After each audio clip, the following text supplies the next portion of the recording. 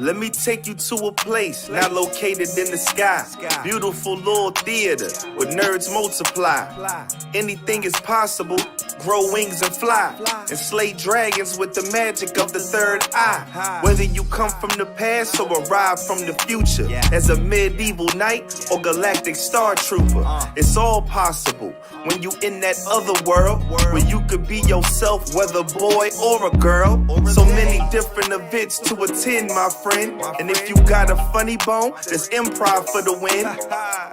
You can catch me in the Alchemist Lab, sipping sonic screwdrivers, adding clout to my tab. Since 2012, this Otherworld been in rotation. When it comes to the arts, man, it's like a vocation. Right in Chicago, the perfect location. On and off stage, they get standing ovations. Yeah, Otherworld, other world, other world, other world, other world, other world.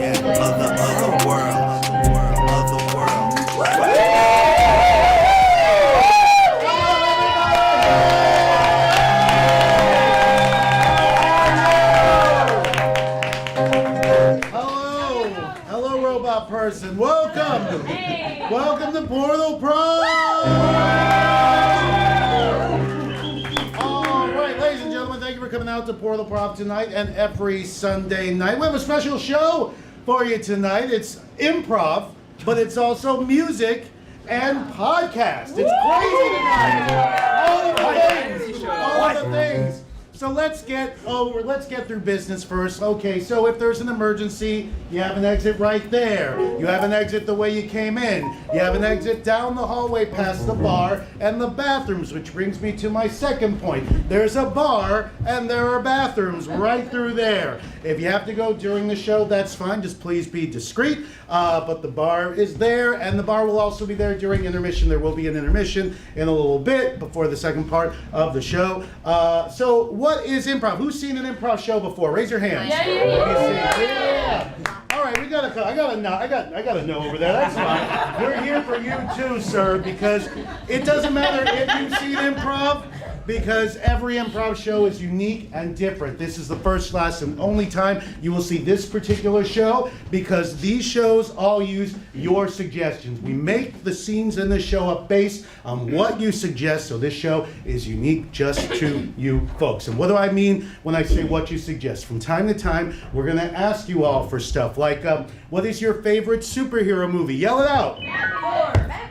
All right. Okay, all right, exactly. You are all right, and you are all wrong. No, you're all right. What's your favorite sci-fi movie? The Dark Crystal. Okay, I like that. The Dark Crystal, like it. I think I heard Stargate, very nice. Dune. I dug the new one, not so much the old one. I dug the new one.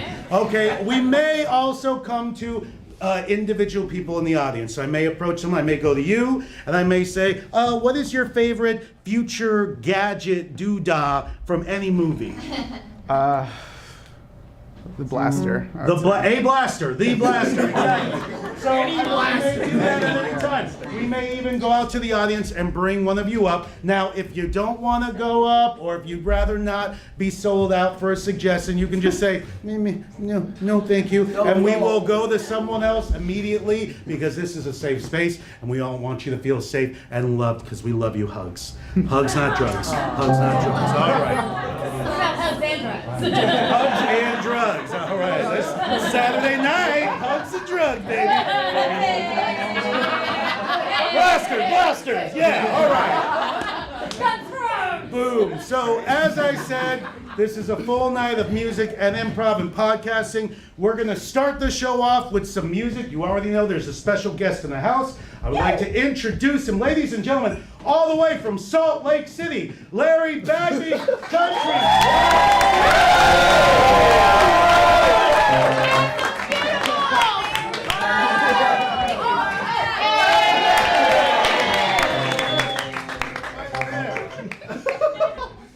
I thought this was just the rehearsal room. I'm sorry. How are y'all? Good. All right. Packed crowd though, huh? Yeah. Well, this is going to be awkward for all of us now, so get used to it. I'm just kidding.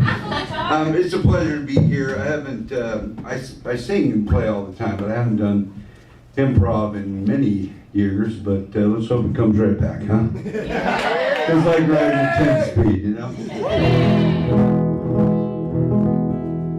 So many of you know me from a very cool movie I did called Shrek.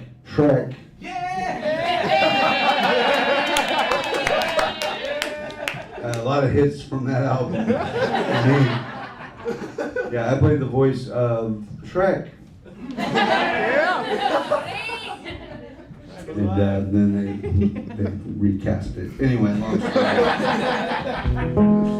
Does anybody remember the movie Walk the Line? Yeah. Remember the scene where, so I was the bass player. Had the big upright bass. What was great about that movie was none of us knew what we were doing. I kid you not, like it was the first time I'd ever played bass or upright bass, which is different than even a bass. And first time Joaquin Phoenix had really picked up a guitar or sang. I mean, he sang, but not in any way like Johnny Cash. And then the guitar player was more of a rhythm guitar, so we were all very scared. And we had to kind of learn as we went, but we did learn, and we kind of became a band. And the director told us as we progressed, he's like, it's crazy to see you guys like turn from these boys to men. We're like, well, we kind of had to. But there's that scene, remember?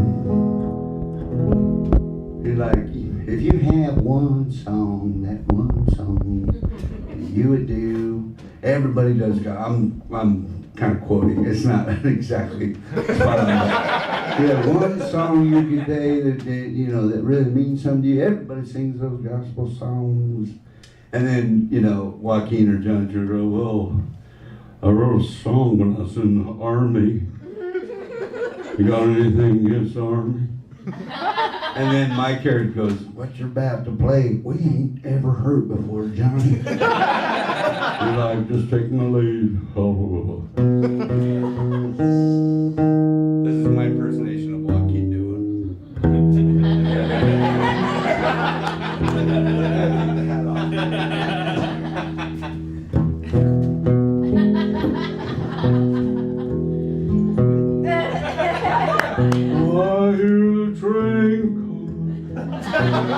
Around the I ain't seen the sunshine. I don't know when. Well, I'm stuck in Folsom Prison. Time keeps dragging on.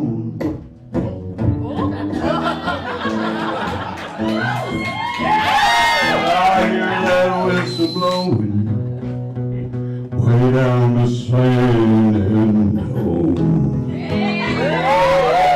Come on now, here we go. When I was just back there, my mama told me something. She said, Larry, always be a good boy, don't mess around with guns. I shot a man in Reno just to watch him die.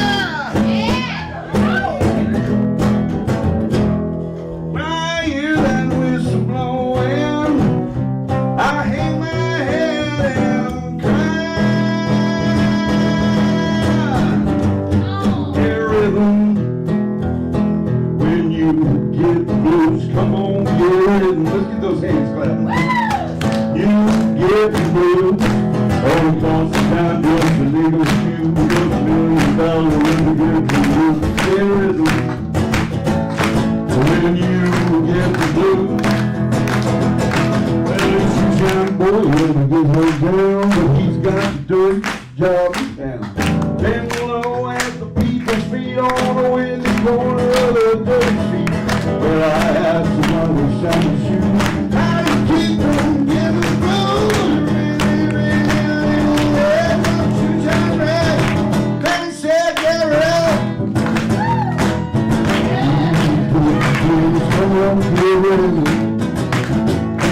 When you get the blues, oh, lost the time, just a nigga with you, those millions down the road, get rid of them.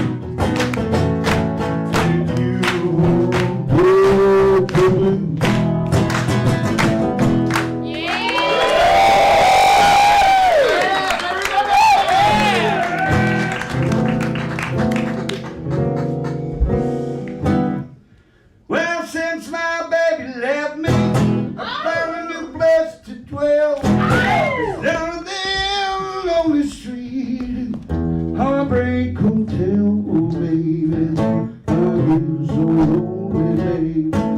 I get so lonely. I get so lonely I could die.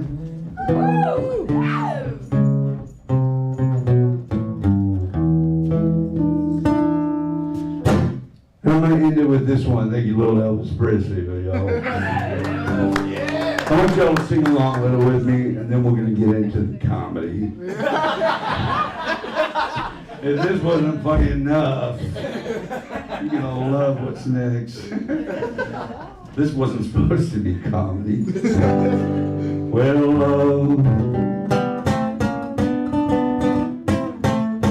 know that one?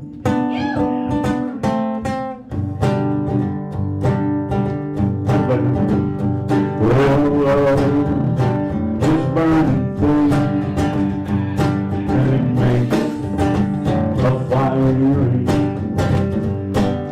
bound by a wrong desire. I fell into a ring of fire. I fell into a burning ring of fire. I went down, down, down. The flames went higher. It burns, burns, burns. A ring of fire. A ring of fire. Woo! Nice. Give yourselves a hand on that. Now give me a hand for that. The taste of love is sweet when hearts like ours meet. I fell for you like Michael Jackson. I love Michael Jackson. I fell into a burning ring of fire.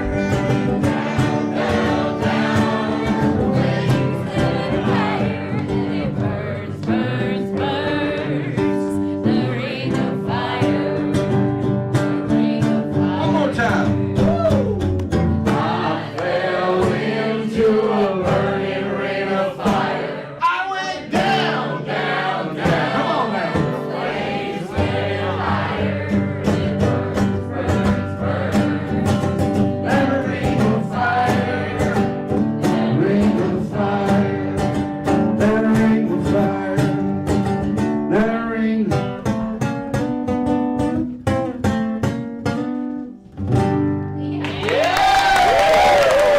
Let's give this in love to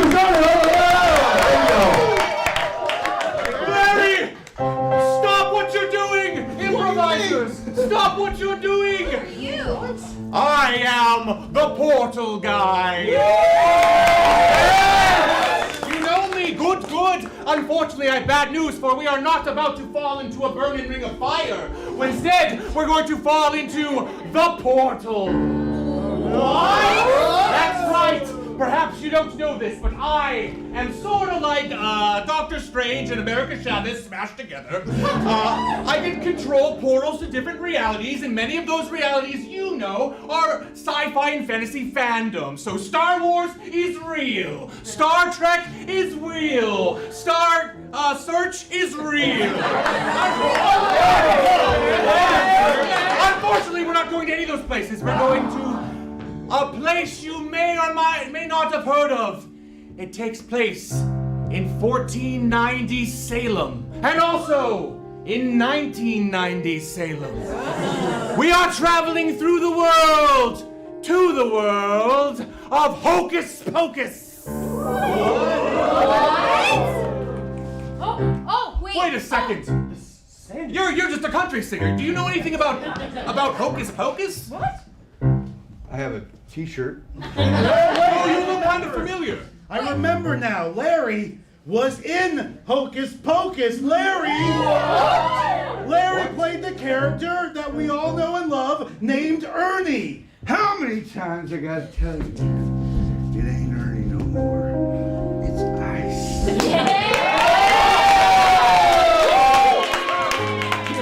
All right. Well, perhaps Larry, aka Ernie, aka Ice, can help you figure out some things about Portal or where the portal where we're going. Hocus Pocus, and perhaps the audience can help you too. I have a few moments that I can hold back the portal. Use this time wisely. Okay. All right. Do we have any really big Hocus Pocus fans in the audience? Woo! Oh, okay. Can you screamed the loudest, I think. I love that, and that's what we love about you. Can you tell me what Hocus Pocus is about in like 3 to 5 sentences? 3 witches coming back from the dead because there's a curse. There's a virgin, lit the black flame candle. Hey, the kids get together with their talking cat who was also cursed, was a kid who lost his sister, and they bring them That's back awesome. and kill them. Yes.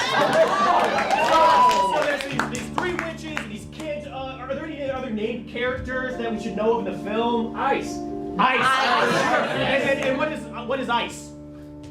It's He's a bully.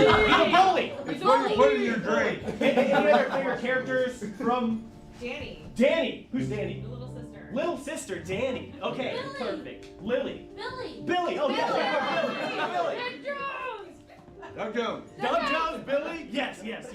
Thank you so much. All right, so you said witches, right? So there must be some magic in this movie. What kind of magic do we see in this film? Broomsticks. Broomsticks, like flying broomsticks? Yeah. Nice. And you said potions? They don't want to get old. They don't want to get old, so they have an anti-aging potion? Oh, Souls out of children. wow, like modern day media. Got it. Okay, good. This is so. Is there remember any favorite scenes, any memorable scenes? Maybe when you watched when you were growing up as a kid, something that really stuck out to you. Say They again. go to the parents' dance and they make the parents all dance. Wait, so they go to a parents' dance and they make the parents They dance? put a spell on them. They put a spell on them, right? And they have to. What happens? They have to like dance for like eternity. Yeah, they dance. Do you think? What do you think was happening in there besides dancing? Like, let's be real. Oh. Right? You can tell us. Got in there. Not cocaine. Not cocaine, no. But it was a crazy party with all the parents. I think that's a All good right, word. so this was like a movie, what, for families and kids? So were there any scenes in the movie that's like, I don't know if this is for family and kids? Hey, Toots, the bus driver scene. Horny bus driver. Horny bus driver.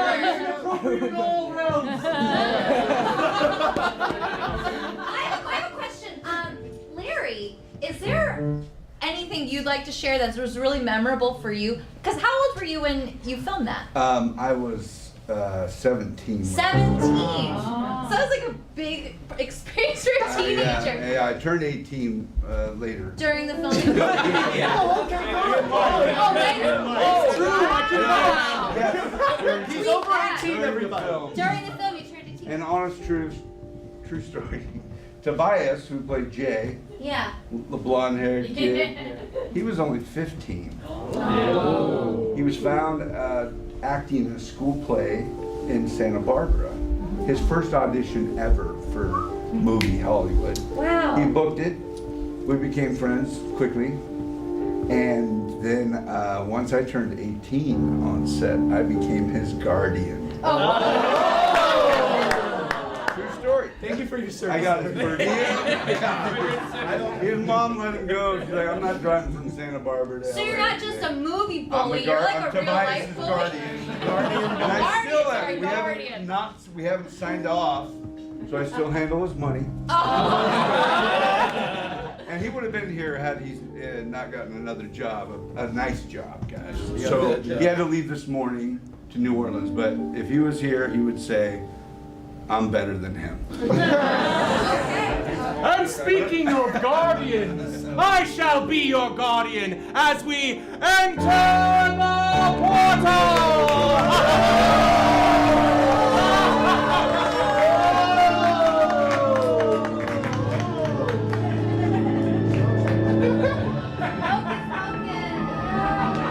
Inappropriate bus driver. Go sing out.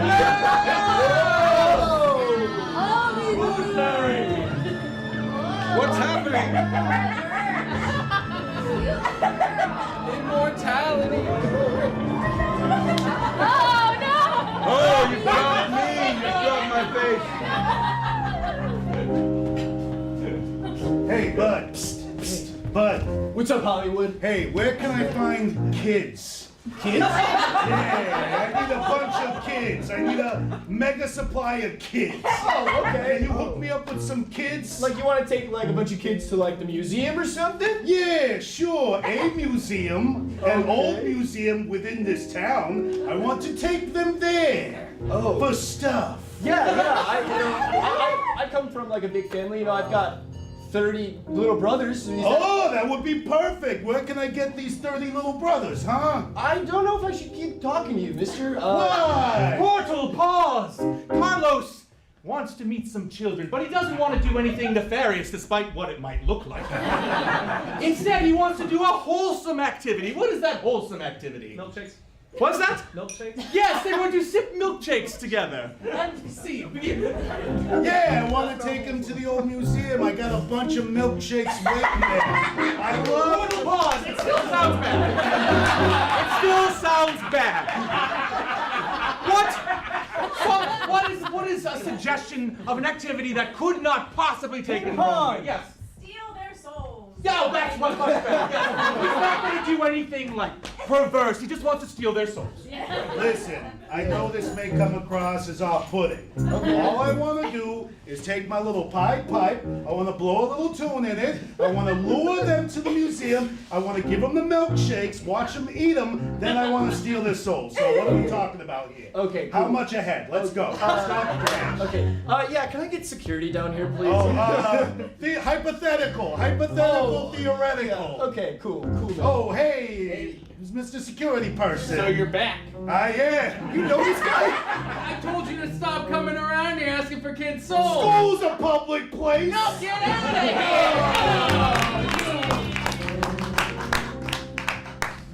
here!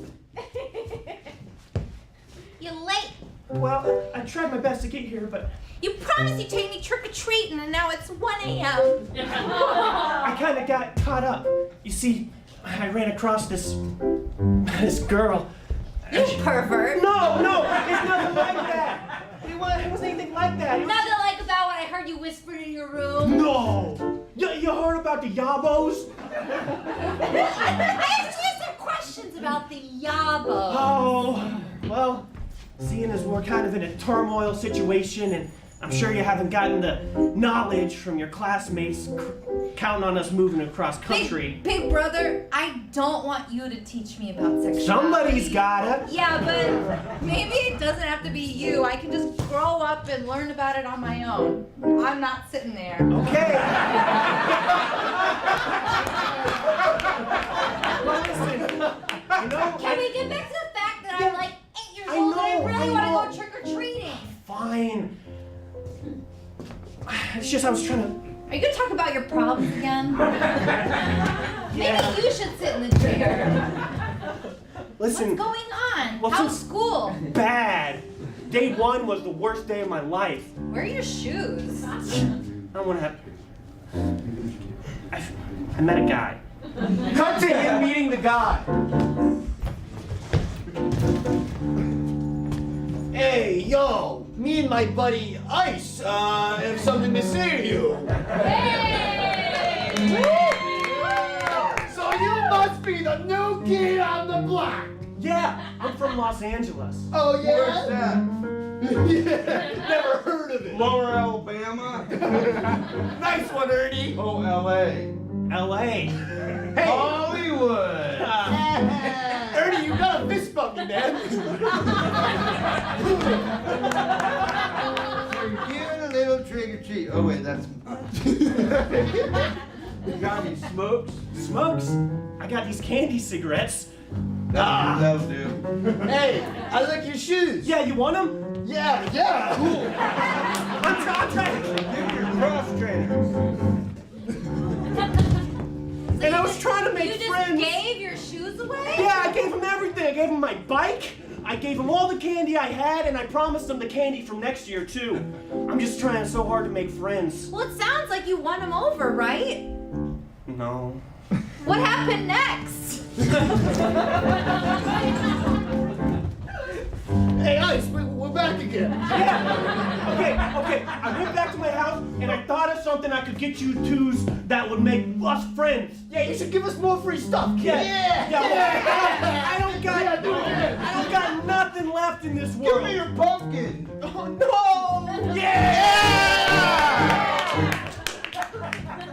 Well, okay, what if I promised you all of my sister's candy? Hey, can I tell you something? Yeah. I'm only 15!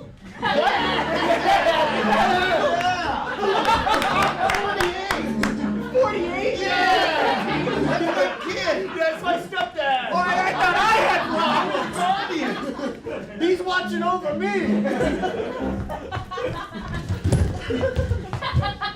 I think it sounds like you got bullied by the people in the No, we're store. friends! We're friends! The kid and the dad. Nice cross trainers!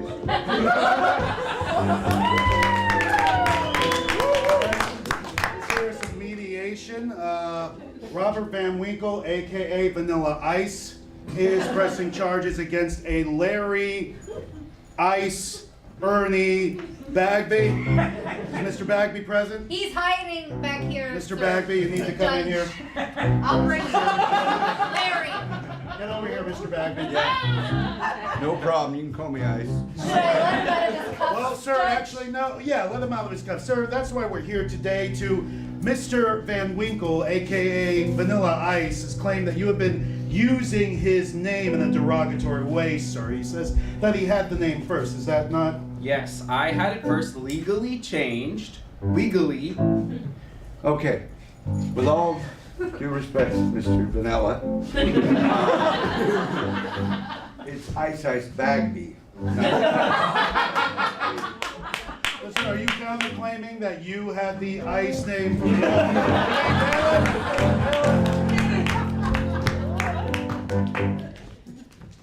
Hello, sister. Are you ready to craft a potion that will suck out children's souls? Yippee! Yes, yes, yes, yes, yes, yes.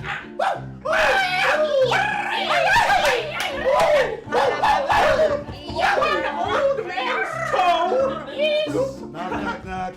Oh no, the fuzz. Knock, knock, knock. Who is it? It's your neighbor Todd from across the hall. Oh. Come on in, Todd. Yeah, hi, listen, I don't mean to be a bother, but again. Well, you're bothering us. Well, you guys are kind of loud. We just, we have a newborn. And Hey, Todd. A newborn! Hello, Sarah. How many days old is it? 20 days. Too old! Too old! Todd, you never called me after I sat on your lap. Asked you not to do that, Sarah. My wife was not happy about that. Todd, why don't you come out and have a seat? Oh, I don't do that. Please have a seat. You're so handsome. Just for a moment. So sue me, Todd. I don't want to sue you, but we're Sue us, Todd! All right, my wife is with my newborn child. Oh no! No. Who is it? It's your neighbor. Oh, on the other side! Oh, It's the baby! It's the 20-day-old! I forget we're in a suburb! Come on in! Oh! Oh, Todd. Hi, honey. I was just telling them about the noise. That's it. Yes, we were just sitting on about his the lap! noise. Making No. noise! No. So much No. noise. Very handsome! Todd, Yeah, we talked about this. we did. Quit coming over to the sexy witch's house.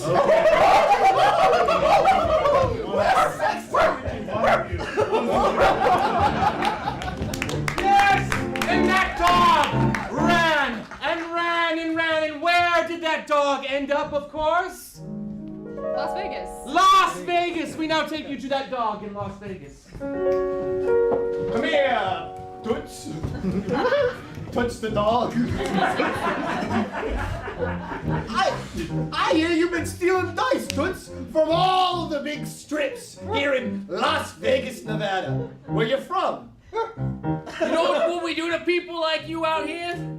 Not people. It's not a technicality. You have to call them dogs. It's polite to call them a dog. I'll try that Yeah, again. go ahead, try it. You know what we do to dogs out here like Say Toots the dog. Hey, oh, do I have to? You have to. That's the only way to get him to talk with English. Toots? Non-derogatory. Do you know what we do to dogs out here like you? We bake them. Hey, come back here, Toots! And the dog kept running, and it ran past the Las Vegas Strip and further west until it arrived at the FIFA World Cup 2018. The what? The FIFA World Cup 2018. Ah, yes, FIFA. And for those of us, I know what FIFA is, but for other people, soccer World Cup. You're kicking it too much. You have to kick it once to me, and then I'll kick it back to you. Show some more heart out there. Show some heart. Sorry, this is my dad. Hey, Dad, is that dog gonna be in the audience today? That dog might be there. It's a crowd. It's not an audience when it's sports. Your sister's right. Sorry, guys. I've always wanted to pursue the arts, and you guys made me take soccer lessons. Why don't we play together on the same World Cup team? Because you gotta look out for each other. That's He the shouldn't even be on the women's team. It's sacrilegious. But he owns the team, so he said I could play. My team, my Everyone rules. hates you. You know what? Everyone hates you. In fact, I'm putting the dog on this team. Come here, Toots. Toots the dog. Oh, you're gonna love Toots the dog. Here we go. Toots the dog Is is this now on the like team. Airbud, but like a soccer version with a dog named Toots? Exactly. Ain't no rule says a dog can't play soccer. That's right, Johnny. There ain't no rules a dog can't learn English. The dog got taller. I learned how to walk on my hinds really well. Yeah. See, he's got shin guards on, too. That's a soccer thing. Your problem is that you'll never be the best at this sport because you're not lifting up your fellow teammates. Now help your brother and your brother dog become as good as you. You're right, Toots, brother. Let's make the U.S. national women's team the best soccer team we can do it, okay? No matter what species we are, no matter what gender we think we are. I think he's sleepy. Oh my god. Oh my god. Or he's ill? Are you okay? Oh my god. He's having a puppy heart attack. No, Toots! No, Dad! No! Dad, do something! I purposely got a sickly old dog to teach you a lesson. And the soul of that dog continued on until it traveled to Disneyland 2020. Disneyland 2020. Just the soul of the dog. Yeah, finally, I got in. Well, gosh. Hello and welcome. What pleasantries do you want to see today here in Disneyland? We got everything your heart desires. Oh, dear Lord. Well, Goofy, are you, you know who I am? I do know who you are, Toots. You do? Yeah, we all watched your final game on the FIFA channel. Wasn't it great? It was great. But I died. You did, but you caught the last ball just before you did. You stopped the winning goal from the other team. Careful. Mommy. Oh, hold on. No! Looks like there's a missing child, Mickey Mouse! Why do you have to say that? Pause! It seems like he wants to do something nefarious with the child. But it's not. What's a wholesome activity Mickey Mouse could do with the child? Sleepover! Yeah, okay. Do you want to have a sleepover? No, shut this down right now. Come on, Goofy! You always shut me down when I try to have sleepovers with all the kids! I made it so that this dog would die so I could bring it up here to protect abandoned children from you. Oh, so he gets to sleep with the kids! Nobody's sleeping with the kids. No, it's fine! It's nothing hilarious! I'm here to shop for a new brew. I don't like the old style, bunch of bristles, a big wooden pole to straddle. It's not my game. Yeah. I want something a little more eccentric to make me stand out in the skies. Okay. Well, we have like a lot of different things that probably fit the bill there. I have a string of flags. A string of flags. Yeah, you like the kind of thing at carnivals. I can see it now. Me shooting across the sky and a bunch of red and blues and greens just fluttering behind me. I don't know. It seems weak. Seems like I'm advertising a sale. I've got it. Follow me here. Literally? No, Okay. figurative. You know those computer chairs that they make for gamers? Yeah, real bulky and big with Yeah. big speakers right by the ears. Ergonomic and colorful. Ooh. What if I was in one of those? Yeah. Oh, I could see myself shooting over New York City, just trading myself with a joystick, left, right, east, west, doesn't matter. And ding, ding, I'm getting little bits just thrown at me for money, like people giving me tips, like about a Twitch channel. Yes. Oh no, but then the wheels get caught in a bird, and the bird drags me down to earth. And no, I can't possibly be in an ergonomic chair. Excuse me, just clean it up.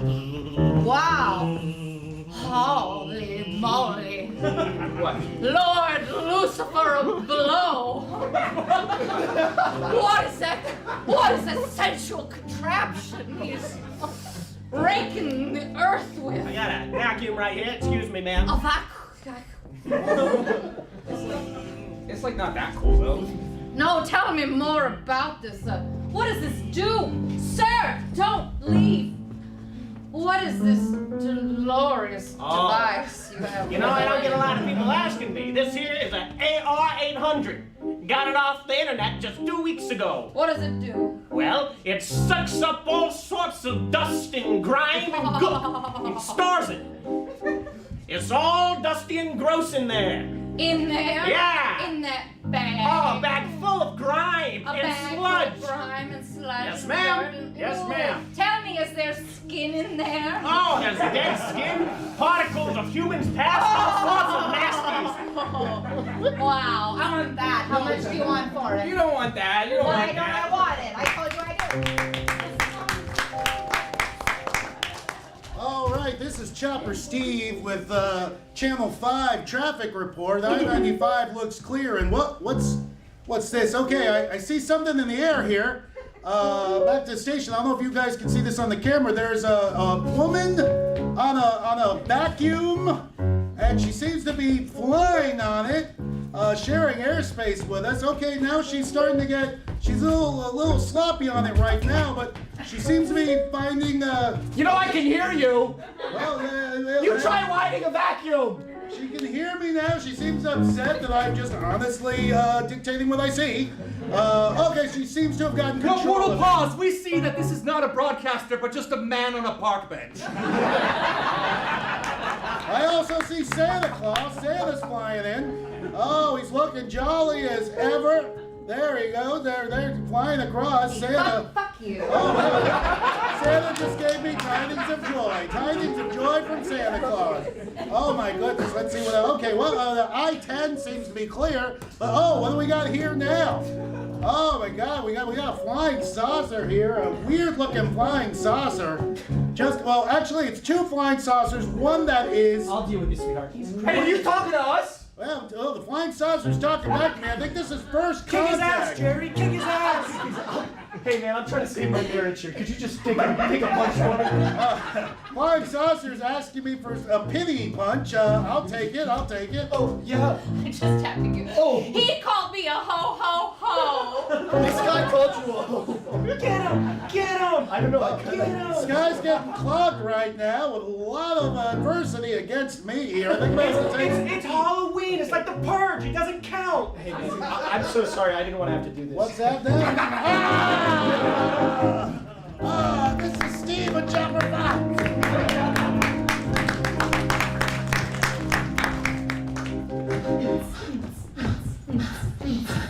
You guys think we've been here a little too long? It's been 6 hours, man. What do you mean I just got here? Dude, I can not do. I already went through all my not cocaine, and it sucks here, dude. The lights are too bright, the music's too loud. I love it. I'll have you under a spell, even though it's been 72 hours. Yeah, keep dancing. I feel like it wouldn't bother me so much if I wasn't in like 8 layers of costuming. But I can't stop to take it off because I'm just vibing with the music. You can dance and take it off. I only paid the babysitter for 3 hours. Bring the baby here. Don't worry, fellas, we'll be here for another 72 your clothes feeling hot, huh? Excuse me. What? You rented the room for exactly 3.5 hours. Your time's up. No. We gotta clear it out so we can clean it for the next event tomorrow. I haven't even undressed the men yet. Ma'am, I'm sorry, but the contract clearly states 3.5 hours. Well, there was a bit of a mistake. We were supposed to be here for 3.5 days. Well, you checked off hours instead of days here. You gotta take this party somewhere else. You don't have to stop it. You gotta leave this venue. Once you start these men going like this, you can't get them to stop. Well, they could dance wherever, right? Just take them, I don't know, somewhere, take them to a milkshake. What's in here next? What? What's in here It's next? a bar mitzvah for a little boy and all his little children friends. Well, okay, well, I'll buy them out. What? Wait a second! What's that off in the horizon? It looks like Larry Bagby's here to save us! Oh, thank God! Don't worry, he's coming soon! Larry, no, they got you too! I put a spell on Larry Bagby.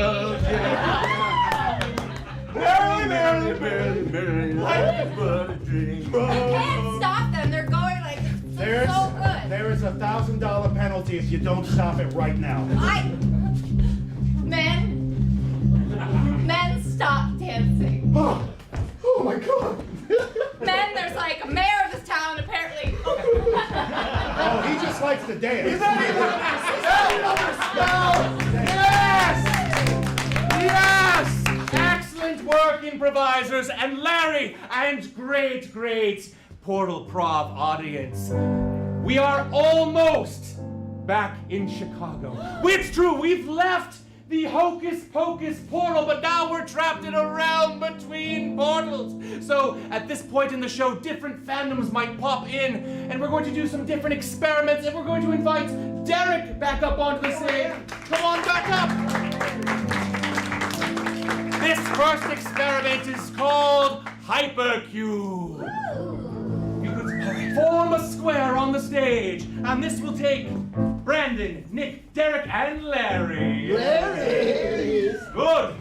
Excellent. You're about to see 4 scenes happening at the exact same time. To get them started, for these two first improvisers, I need a suggestion of a sci-fi or fantasy location we have not seen tonight. Doctor Who. Doctor Who, and what's a place Doctor Who might travel to? California. Great.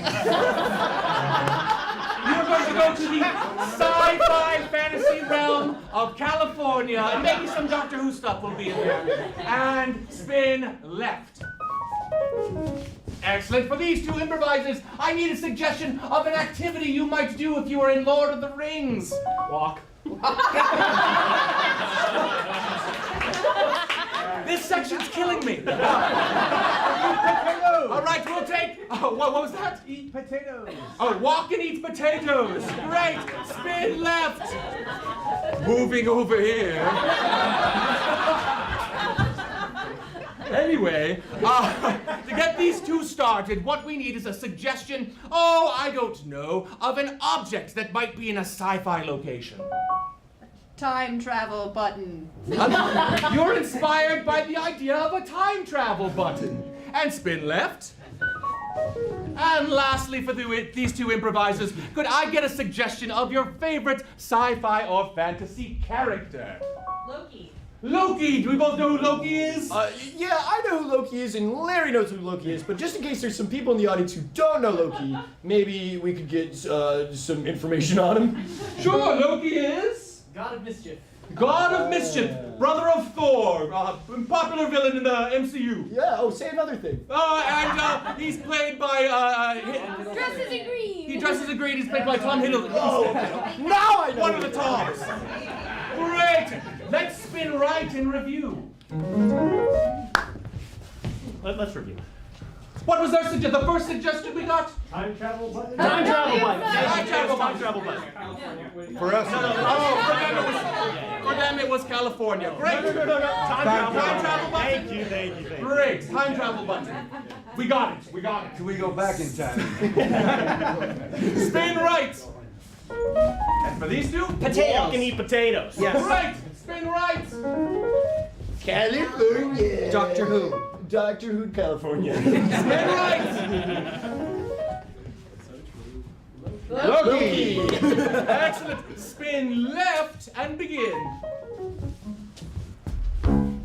So, Doctor, what brings you to SoCal? Well, I don't know. My bloody police box just dropped me off here, and my assistant has completely vanished. So tell me more about California, and maybe I can figure out if I can get back to my time. Oh, sure, no problem, dude. We've got surfboards. Spin left! Left. Oh, crap. Oh, crap, I dropped the bag of potatoes. You did not! They're ruined! I'm gonna eat them off the ground! You're gonna die if you eat them off this ground. God damn it. Open up that mouth! Open up that mouth!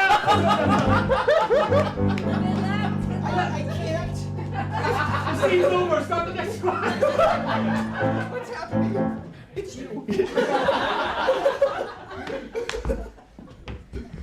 Doctor. Doctor? Doctor who? Doctor? No. It's too late. Don't move. Time travel button.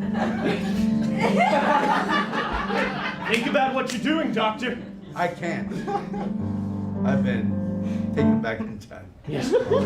Yes, I know it's a strange world for you. Do you expect me to carry on? It's either you or the entire world. You have to decide your own morality. You could save yourself. Press that button. Live a happy life amongst your people and your planet. Shit. No!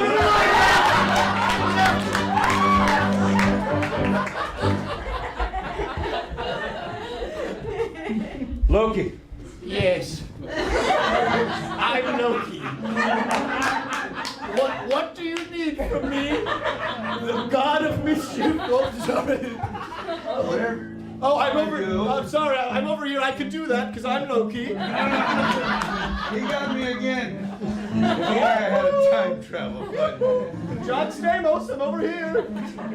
Hey, John. Oh, John. Spin left!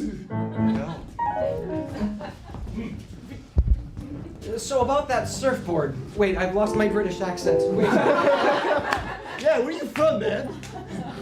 Well, now I'm the doctor from the South. You know, we can change bodies. It's a great thing about being the doctor. Oh, cool. I've never been to the South. Why don't you tell me some things about it? Why don't you come into my big box and I don't know if I'll I bring should you follow a stranger to a second location. Potatoes. Yes. Right. You had just eaten all the potatoes that fell on my soil. And now you must... I'm gonna throw up if I've eaten all the potatoes. Yes. Yes, you'll throw up and then you'll die. Because that's what's in the soil. Poison. Spin left! So we're trapped here for all eternity? Well, it turns out You just didn't think about it? You just pushed a button? I didn't know you would friends? still be here. Okay, well... That's awkward. It's like a 3-mile radius. Get sucked into the ether, never to age, never to develop any, mentally just trapped. Damn you. Spin left! Yoo-hoo! Over here now, because I can do this. Spin left! Oh, watch the skateboard. We're in Southern California. It is I, a sentient russet potato. I eat you! It's my one true purpose! Time demons!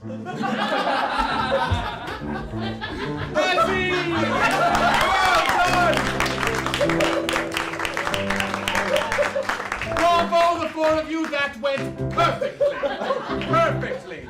This next experiment is called computers. I need Larry, Jen, and Carlos to remain on the stage. I will also need 2 brave volunteers from the audience. Who would like to join us? It's going to be very simple and very fun. Go for it. Yes, you there! Yay! Yes! You, steampunk mechanic man. And what is your name? You feel that? My name is Atari. Atari! Excellent round of applause for Atari. And can we get one more volunteer to come sit over here? I promise it'll be easy. Yes, come on out. Yes.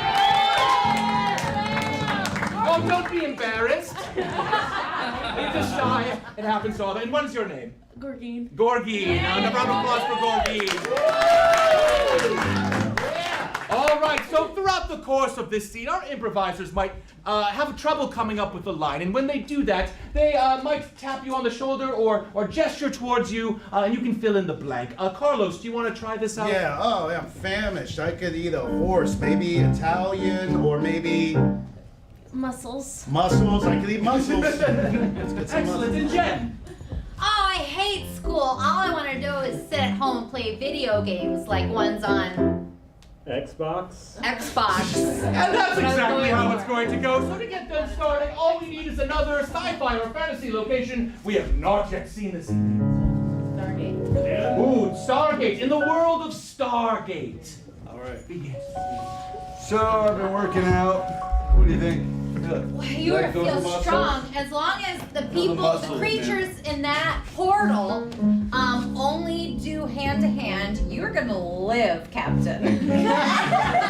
O'Neill, you were supposed to make sure that you dialed the 7th chevron to get us off this world. Instead, you were focused on your muscles, and now we're trapped here. But he looks so buff, though, doesn't he? He Yeah. sort of looks like that really famous movie star in our time. Arnold Schwarzenegger. Arnold Schwarzenegger, right? And oh my God, do that really famous line that Arnold says. He says, Hasta la vista, baby. do that while you're like sexy. Hasta la vista, baby. O'Neill. Ow! Jackson, you two need to figure out a way to get us off this planet, because if we stay here for more than 72 hours, we will Get paralyzed by the gravity of this world. You are so obsessed with home, okay? This gravity here is great. It makes you feel grounded. Yeah, right, me Captain? too. Thanks. Yeah.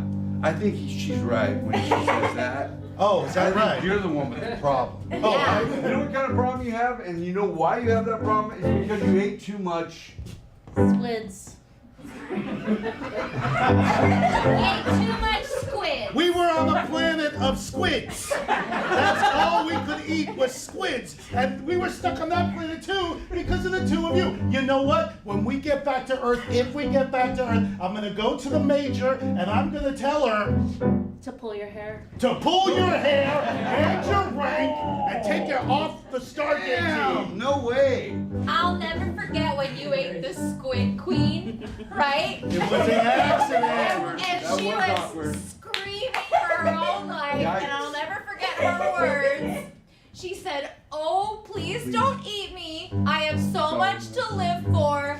I want to go home and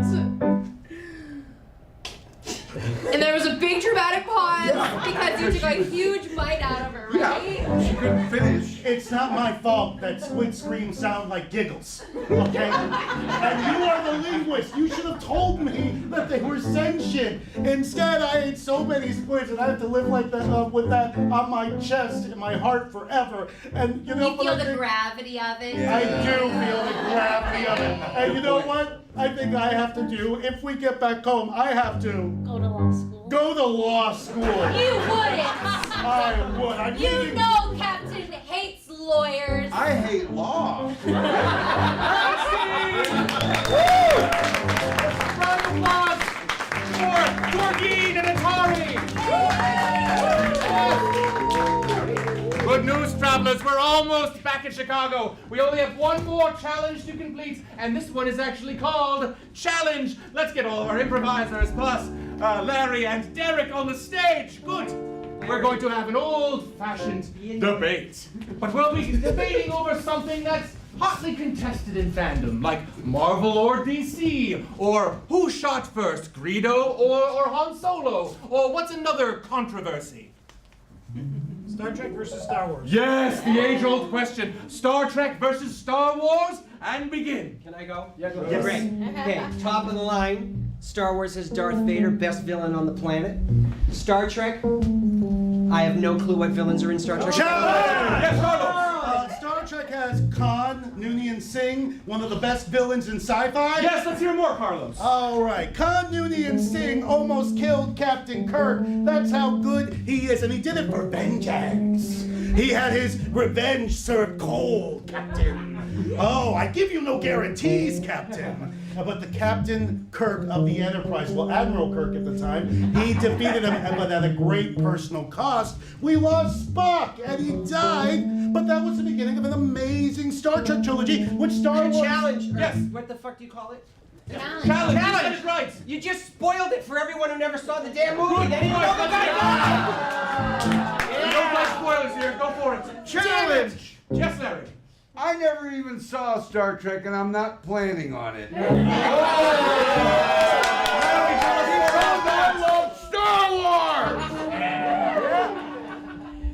It was the best movie I've ever seen. Challenge! Yes. And the best movie I've ever seen was Hocus Pocus. All right, Brandon, you brown noser, go for it. Yeah! You wanna know who my favorite character was? It wasn't Doug Jones as the zombie. It wasn't anybody else. Challenge! It was Larry Bagby who played Ice.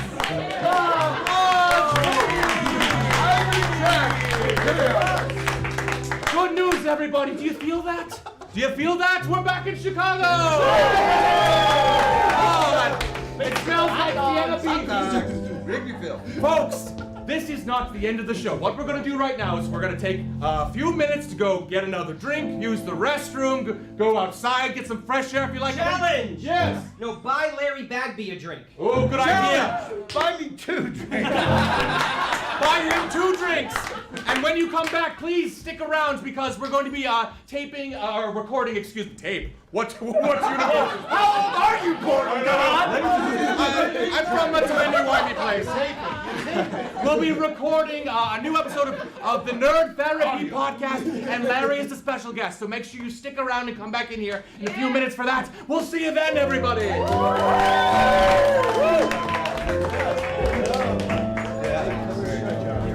You did it again. So sorry.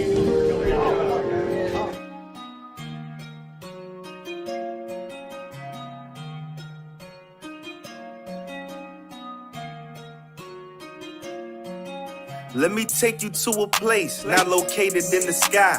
Beautiful little theater where nerds multiply.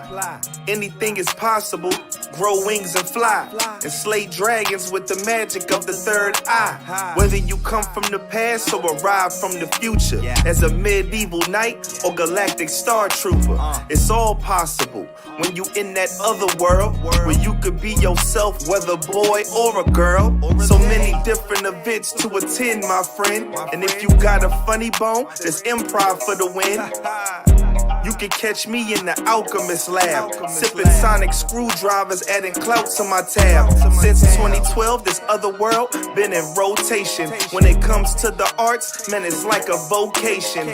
Right in Chicago, the perfect location. On and off stage, they get standing ovations. Yeah, Otherworld, other world, other world, other world, other world, other world, other world, other world, other world. You gotta love the world. Other world, other world, other world, other world, other world, other world, other world, other world, other world. You gotta love the world.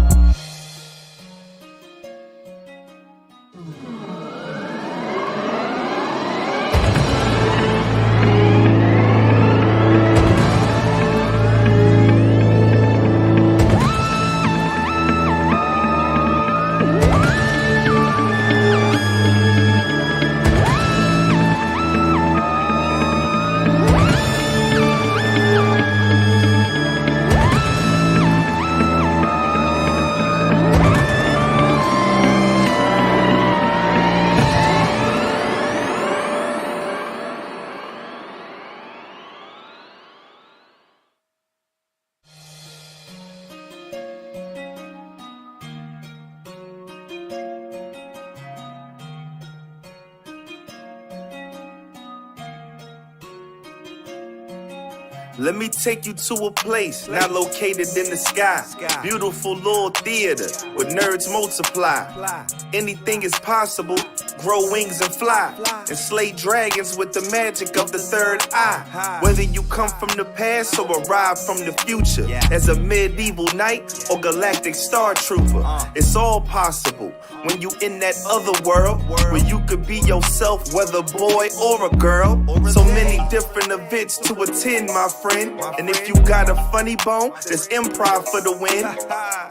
You can catch me in the alchemist lab, sipping sonic screwdrivers, adding clout to my tab. Since 2012, this Otherworld been in rotation. When it comes to the arts, man, it's like a vocation. Right in Chicago, the perfect location. On and off stage, they get standing ovations. Yeah, Otherworld, other world, other world, other world, other world, other world. Other world, you gotta love the world. Other world, other world, other world, other world, other world, other world, other world. You gotta love the world.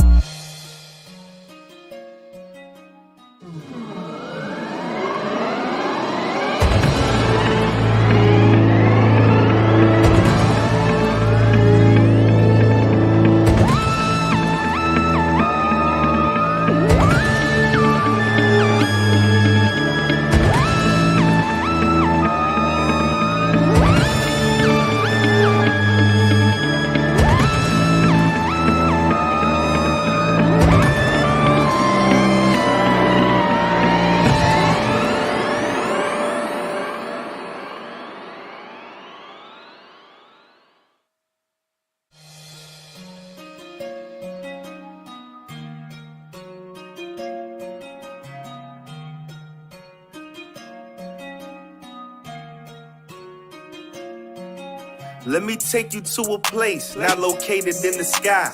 Beautiful little theater where nerds multiply. Anything is possible, grow wings and fly. And slay dragons with the magic of the third eye. Whether you come from the past or arrive from the future, as a medieval knight or galactic star trooper, it's all possible when you in that other world where you could be yourself, whether boy or a girl. So many different events to attend, my friend. And if you got a funny bone, there's improv for the win. You can catch me in the alchemist lab, sipping sonic screwdrivers, adding clout to my tab. Since 2012, this Otherworld been in rotation. When it comes to the arts, man, it's like a vocation. Right in Chicago, the perfect location. On and off stage, they get standing ovations. Yeah, Otherworld, other world, other world, other world, other world, other world, other world. Other world, you gotta love the world. Other world, other world, other world, other world, other world, other world, other world. You gotta love the world.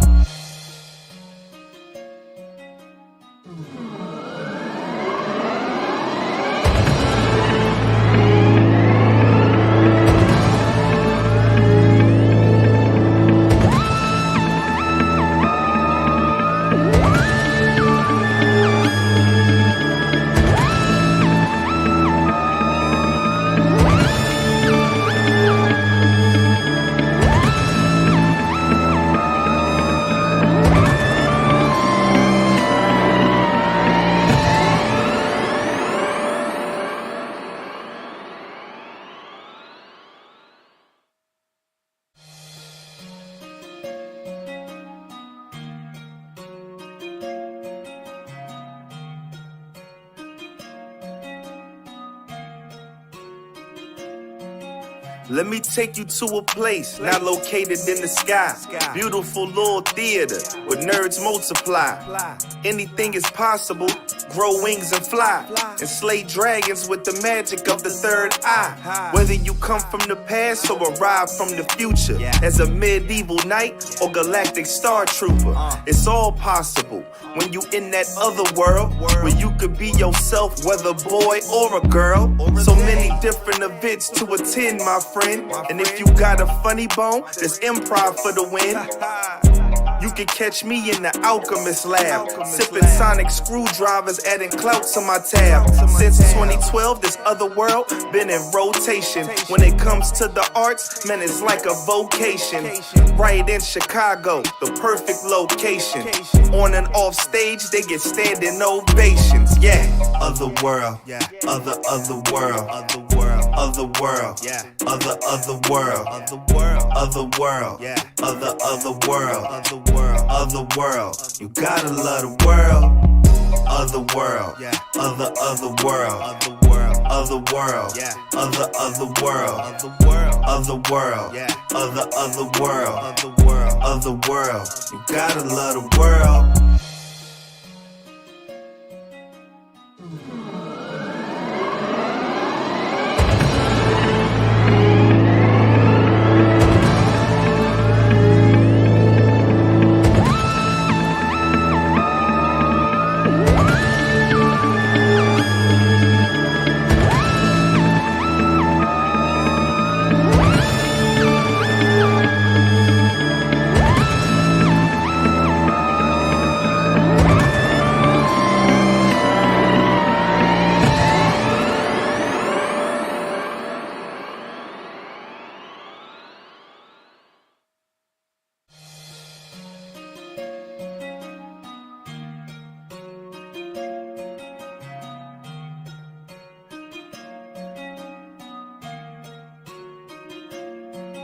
Let me take you to a place not located in the sky.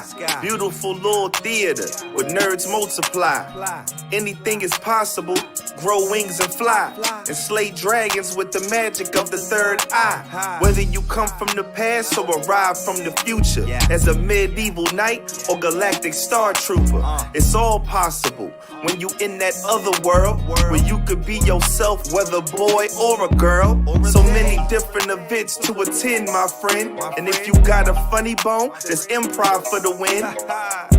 You can catch me in the alchemist lab, sipping sonic screwdrivers, adding clout to my tab. Since 2012, this other world been in rotation. When it comes to the arts, man, it's like a vocation. Right in Chicago, the perfect location.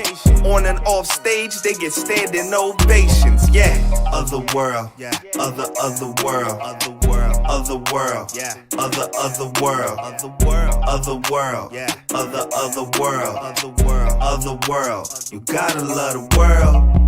Other world, other world, other world, other world, other world, other world, other world, other world, other world. You gotta love the world.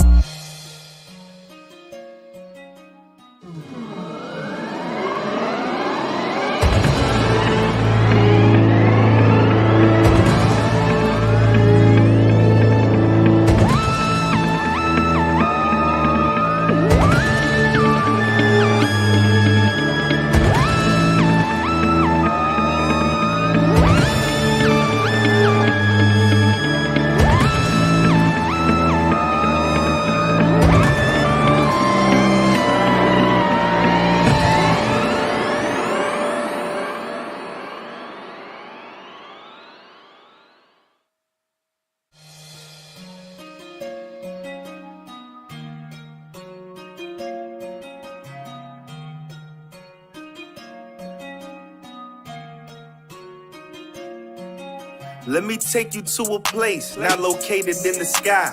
Beautiful little theater where nerds multiply. Anything is possible, grow wings and fly, and slay dragons with the magic of the third eye. Whether you come from the past or arrive from the future, as a medieval knight or galactic star trooper, it's all possible when you in that other world where you could be yourself, whether boy or a girl. So many different events to attend, my friend, and if you got a funny bone, there's improv for the win. You can catch me in the alchemist lab, sipping sonic screwdrivers, adding clout to my tab. Since 2012, this Otherworld been in rotation. When it comes to the arts, man, it's like a vocation. Right in Chicago, the perfect location. On and off stage, they get standing ovations. Yeah, Otherworld, otherworld, otherworld, otherworld, otherworld, otherworld, otherworld. You gotta love the world. Otherworld, otherworld, otherworld, otherworld, otherworld, otherworld, otherworld. You gotta love the world.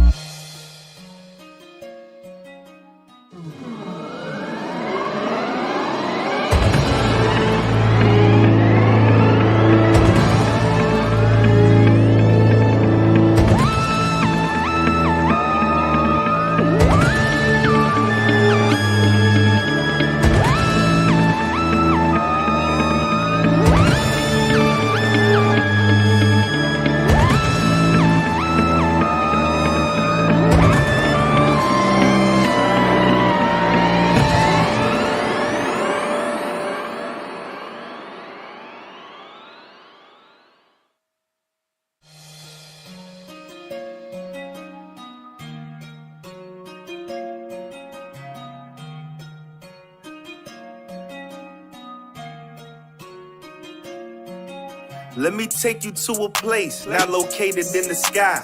Beautiful little theater where nerds multiply. Anything is possible, grow wings and fly, and slay dragons with the magic of the third eye. Whether you come from the past or arrive from the future, as a medieval knight or galactic star trooper, it's all possible when you in that other world where you could be yourself, whether boy or a girl. So many different events to attend, my friend, and if you got a funny bone, there's improv for the win. You can catch me in the alchemist lab, sipping sonic screwdrivers, adding clout to my tab. Since 2012, this Otherworld been in rotation. When it comes to the arts, man, it's like a vocation. Right in Chicago, the perfect location. On and off stage, they get standing ovations. Yeah, Otherworld, otherworld, otherworld, otherworld, otherworld, otherworld, otherworld. You gotta love the world. Otherworld, otherworld, otherworld, otherworld, otherworld, otherworld. You gotta love the world.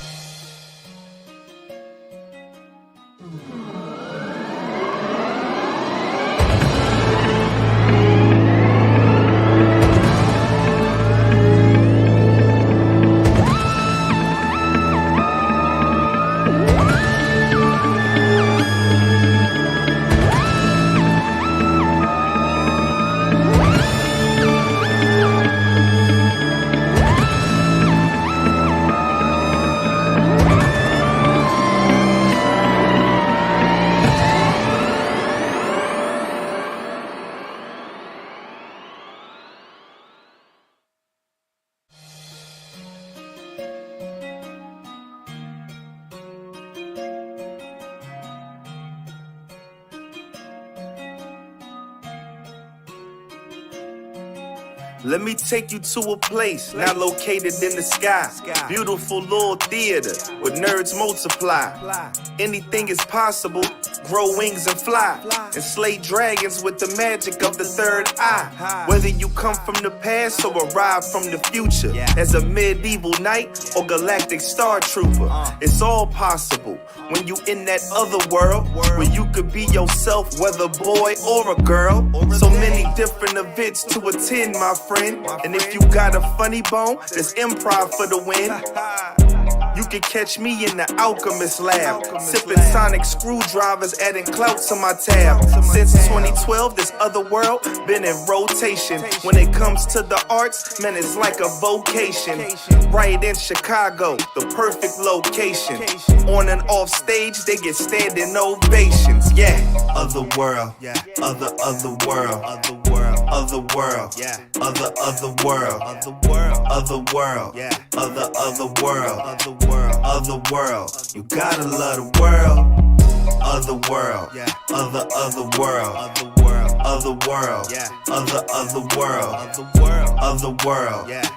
otherworld, otherworld. You gotta love the world.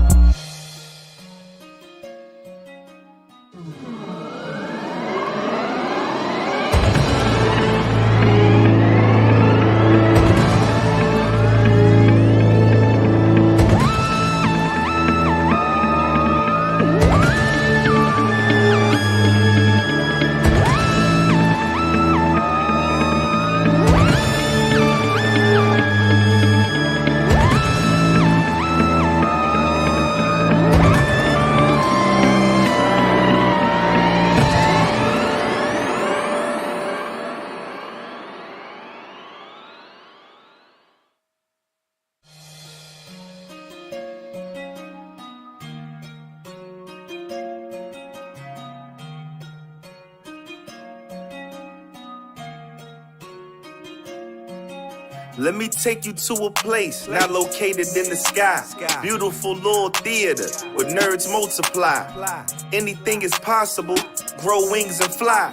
And slay dragons with the magic of the third eye. Whether you come from the past or arrive from the future, as a medieval knight or galactic star trooper, it's all possible when you in that other world where you could be yourself, whether boy or a girl. So many different events to attend, my friend.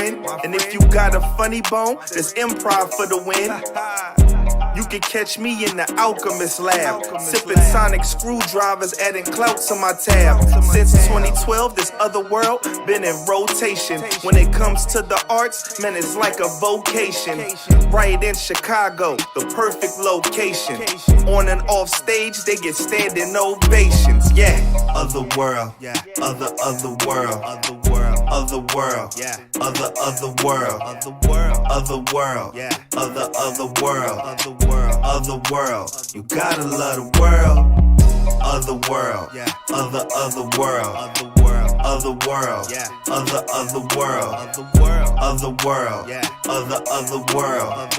otherworld. You gotta love the world.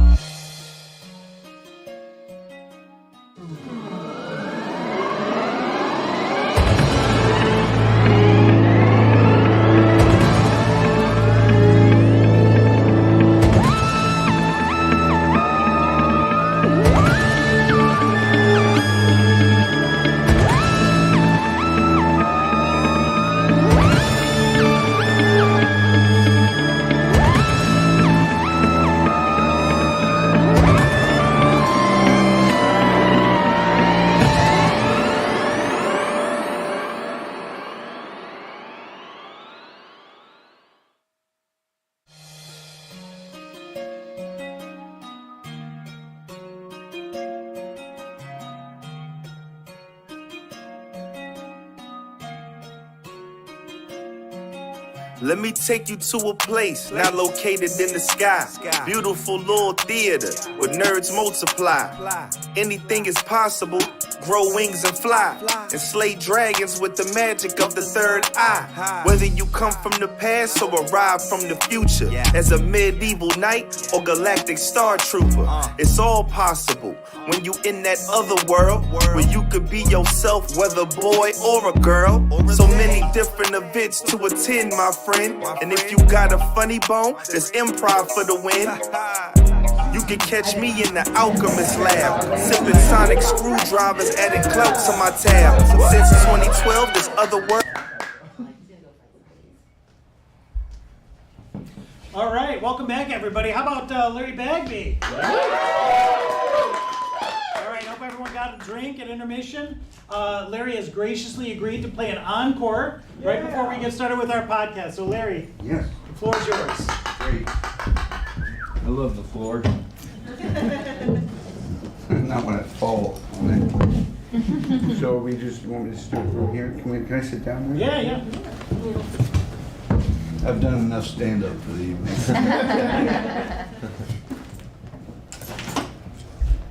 All right. You guys heard some upbeat songs that were originals, but not my originals.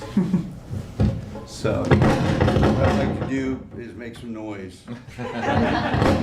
Well, this is awkward a little bit. We love feedback. We got an issue. We might have a situation. I'm gonna run.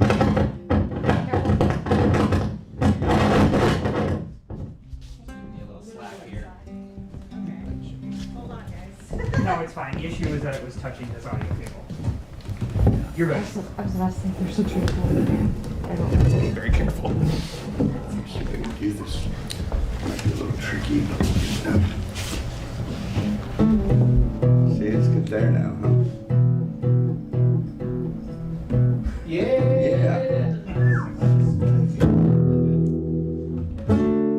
All right, so this is actually an original song. We talked about that. The first song I did, I was joking about Johnny Cash and him saying, why don't you play something that means something to you, not just another gospel song or another, song everybody sings or plays, but something that means something to you. So over the years, I've written many songs, some of them really good, some of them not so good, most of them not that great, but there's a few that stick. This is one that it's at least genuine to who I am, and it's called Country by the Sea. It tells a little bit about who I am, kind of this California cowboy, Hollywood kind of cowboy, I don't know what. But you'll get to know a little more about who I am, what I believe, how I feel. Corn-fed hometown, California boy, love the ocean and the sunshine, waves settle me to joy. Mom's from West Virginia, true story. Daddy's from LA, wear a cowboy hat, designer jeans, and that laid-back southern way.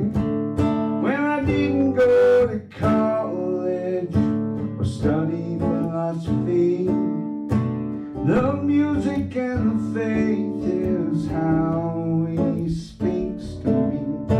Don't have no certificate what I am to be. I've got a genuine degree. Sing country by the sea. Well, I set myself away from stormy seas, a singer and songwriter, found out what I'd like to be. But on my way down the path I've always known, when they turn from north to south, red carpets to dirt roads. When I didn't go to college, didn't study philosophy, my music through the faith is how he speaks to me. Don't have no certificate, what you get is what you see. I've got a genuine degree. Sing country by the sea is for compassion, C is for charity, well, C is for the sinner, the core of you and me, yeah. Well, love is what connects us from heaven to earth, and C is for the man who died for you and me.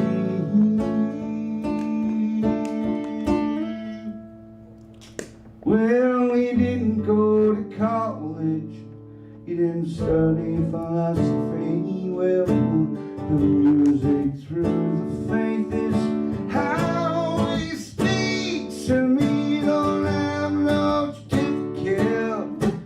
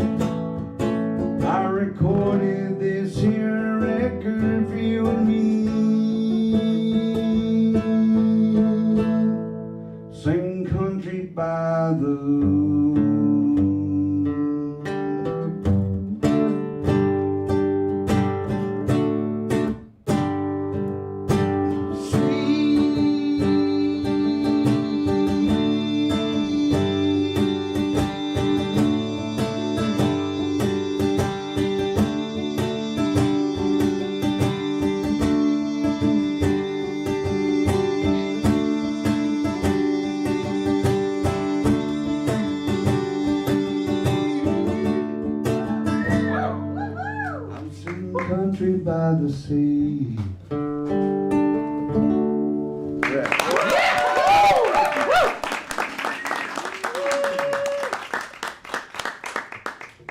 that was amazing. Thank you so much. Well, thank you so much. Let me just put this over here. Can we turn up the noise? Let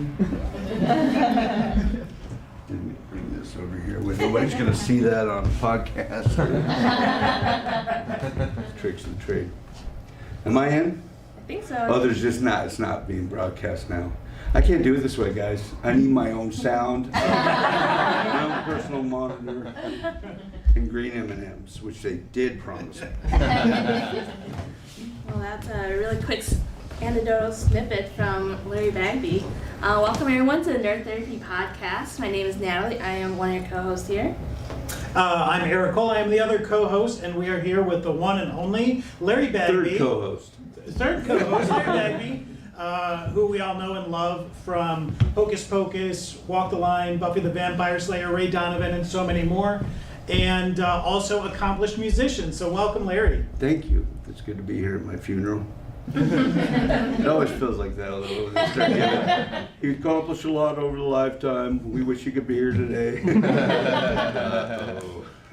Well, Anyway, thank you.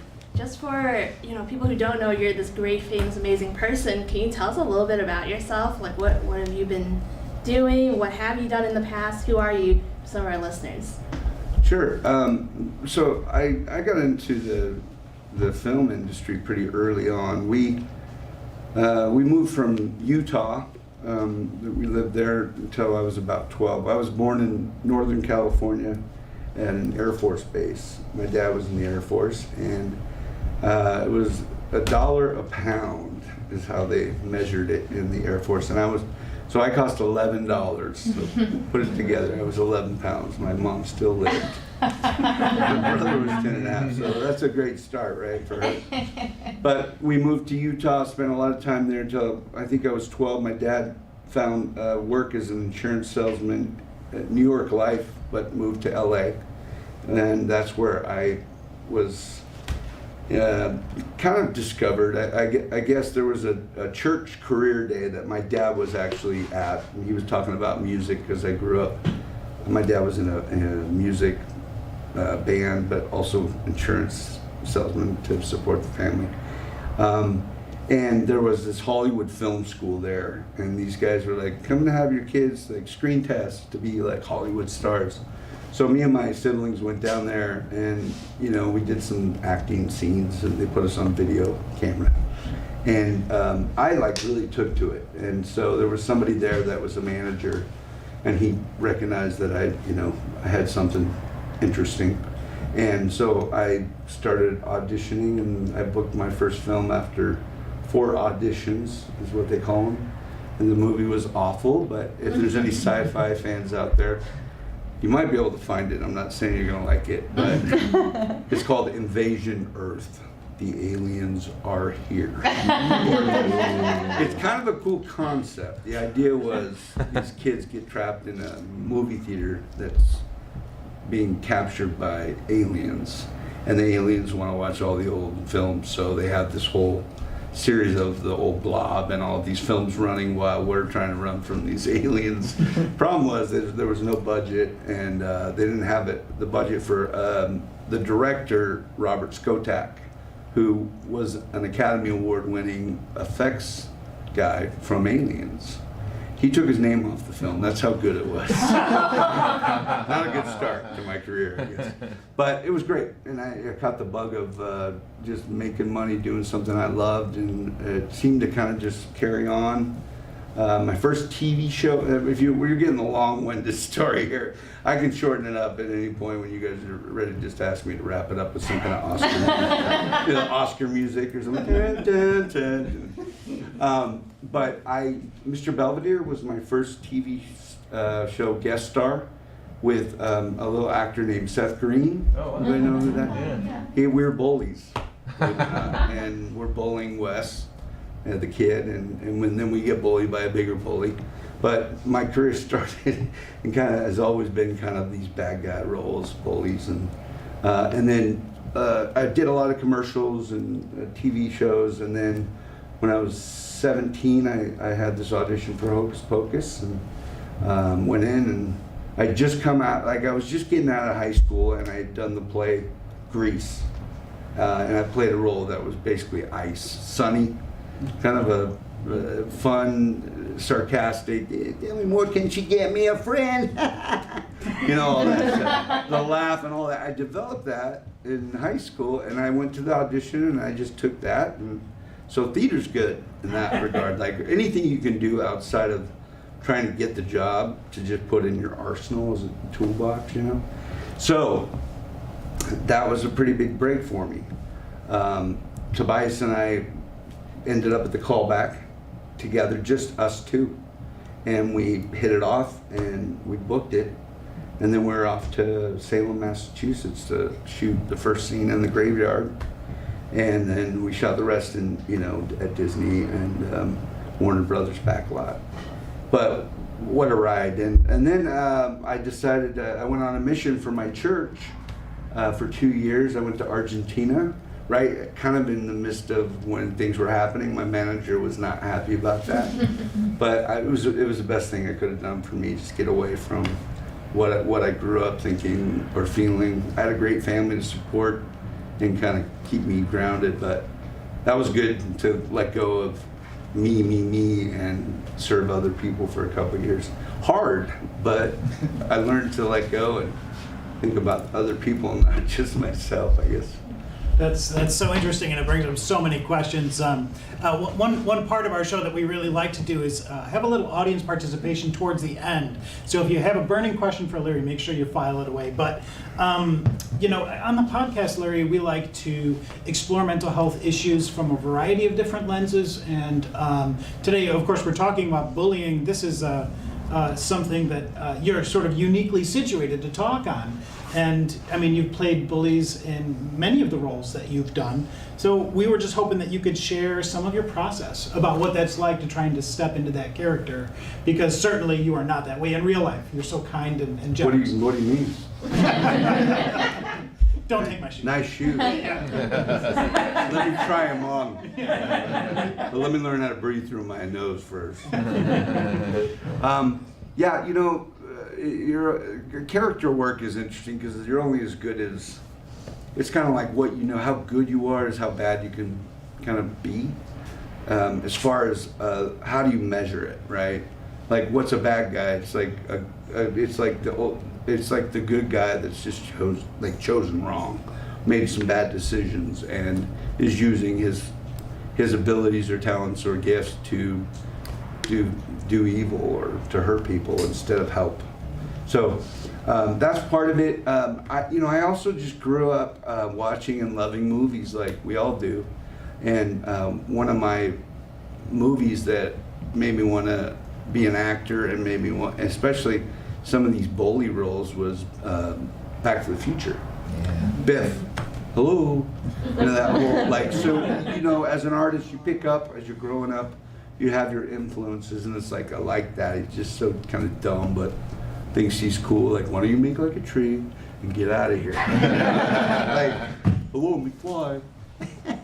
The laugh, all that. So you start to see how, you know, art is like, even in music, you take groups you love, and if it sounds anything like them, then you start to go in the right direction. Then you mix it with other things you love, change the tempo, the timing, or whatever it be, the lyric. And I did that as an actor. I watched, and I kind of started to get certain characters, and I said, I think I could do that. I look like this kind of guy. There's a certain stereotype if you look or have an essence. I was always kind of like, looked kind of tough, or I don't know, you could describe it as a meathead, or, you know, dumb jock, or whatever, douchebag. I don't know what they say these days. Excuse me if that's not appropriate. But anyway, you just kind of gather and you go where you fit, and you go with that for a while, and eventually you get to play other roles. Some of them are dream roles, but a lot of times it's like, if you can work and you know who you are and what you look like and what you feel like, then it can help you a lot, and your agent or manager. So for me, it was a lot of that, just watching other movies that made me want to get into it, and then the bully thing just kind of came as, roles that I looked like and I could portray pretty well. Well, I'm wondering, how do you feel about that? Like looking like a bully and then feeling like, oh, this is the perfect role that I'm gonna play. I don't think a lot of actors are like, yes, I'm gonna be the bully. I'm gonna be the villain in this movie or this show. So what was part of that draw for you? Was it just because you fit the character, or was it that there are other things you wanted to introduce? Yeah, I think so much of it is being likable as the bad guy, if that's possible, where relatable, like the guy still does everything, like we still have emotions, may have been just handled differently by, the people that raised you. I was fortunate in my own life to have a wonderful father.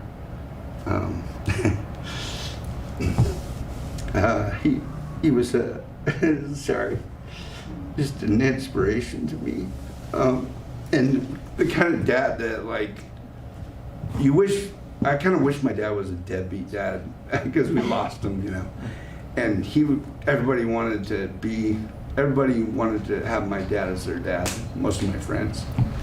So, and they encouraged me, and my mom and dad both, and my mom's still with me, and they wanted me to do what they felt like I could do. So that itself, to have that kind of support, not be like, you need to go to school and get a real job and get a 401k, and so I was very fortunate in that, and they encouraged it, and so I had great support. Yeah, it sounds like an awesome guy. Thanks for sharing that.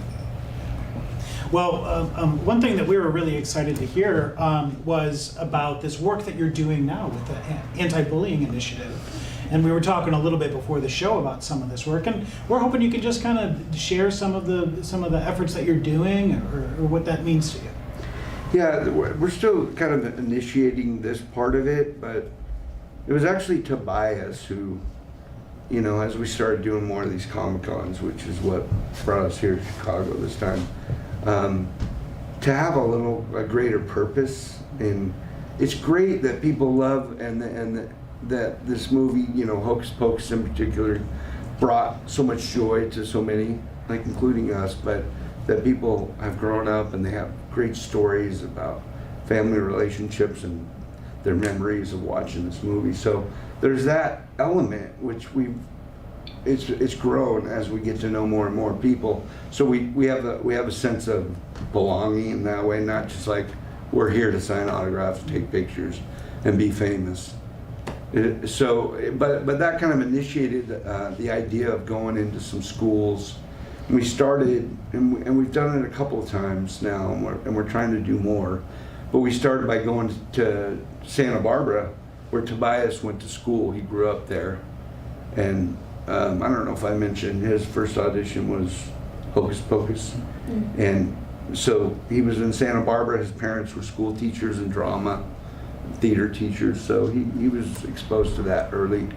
But we went back to the same drama teacher he had in high school, and we met, and we did we talked to him, we did a little thing about Hocus Pocus, and then we let them know, like after class, we're gonna do if anybody wants to stay and talk about bullying and what that's been to them, if they've been bullied, stick around. And about, I'd say 10 students stuck around. And we just went around and these guys just opened up to us. And the teacher didn't even know what was going on. But it gave us this sense of, maybe, that was more rewarding than any of this other stuff where we go and, do what we do. To have these kids feel comfortable enough because they knew us as, these iconic bullies, to then open up and say, this is what's been happening at home. And it was heavy. It's heavy stuff. And it was great that, the teacher now is aware, and he's like, I had no idea.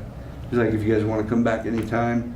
But now he's trying to work with counselors to help his kids, So we want to do more of that. So if anybody's listening out there that can help us do more, I know there's other bullying campaigns that are bigger than what we're doing. So we might try to jump on board and just, be right along with those folks. But it's something we want to do more of. The ideal situation would be to come to these cities to do these Comic-Cons, but come in a day early or stay a day late and go to schools and be able to do these seminars for the youth, and practice kindness and share that thought with people that think we're cool because we're bullies, because they're bullies.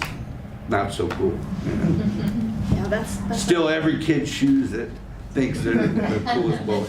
Give them a bully experience. And that's such an awesome initiative to hear about, and definitely well needed. And I'm sure even from our audience here, like, who's been bullied growing up or even now, I think that's a very common experience. So I'm wondering, even for you, Larry, have you had your own personal experiences with bullying? Yes, very much so. Again, not with family, but with in high school. My freshman year was awful because you're the new kid, and I was in California, and these bullies thought it would be funny to take these big refrigerator boxes. They got new refrigerators into the school or something. These big boxes, and just box kids. So I'm in a PE and I'm walking along there saying, I'm like getting packaged, and I'm claustrophobic. And not only that, but they threw it over my head and started boxing on it. So I'm just like, what the hell's going on? Fortunately, I made some tough guy friends that just liked me, and there was one guy in particular that I remain friends with to today because he stood up. And he was the guy that was in between crowds. He would stood up for, but he was a great basketball player. Everybody knew it. Long hair, glasses, but he's a boxer. So he boxed them. He boxed them all out, pulled that thing off, and he's like, "Don't ever let these guys mess around with you again." And so he had my back. It was like, remind me of the guard. You ever see The Bodyguard? Yeah. I was like, yeah. But people like that stand up, because being violent too, and having to step in and be tough like that. This guy, he could have taken on. It was like a warrior of some kind. But yeah, so I know those experiences, and there's a lot of people that get bullied or made fun of along the way, and it's not healthy. Yeah, really well said, and thank you, by the way, for doing that. I feel like you have the reach to access a bunch of people who really need that. So thank you that's really important work. So Natalie and I have different specialties. I work with a lot of people who've experienced trauma in their lives. An interesting thing happens when we're persistently invalidated when we're kids or even adults. We can kind of form like scar tissue in our brain that will stay until we process that. So thank you for giving these kids a voice to be able to talk about that stuff. You're creating a healthier world and healthier kids. Really, thank you for that. Thank you. Yeah. Right, and even thinking about how this is preventative care for a lot of people, because I have a lot of adults now who come to me and they still talk to me about their bullying experiences.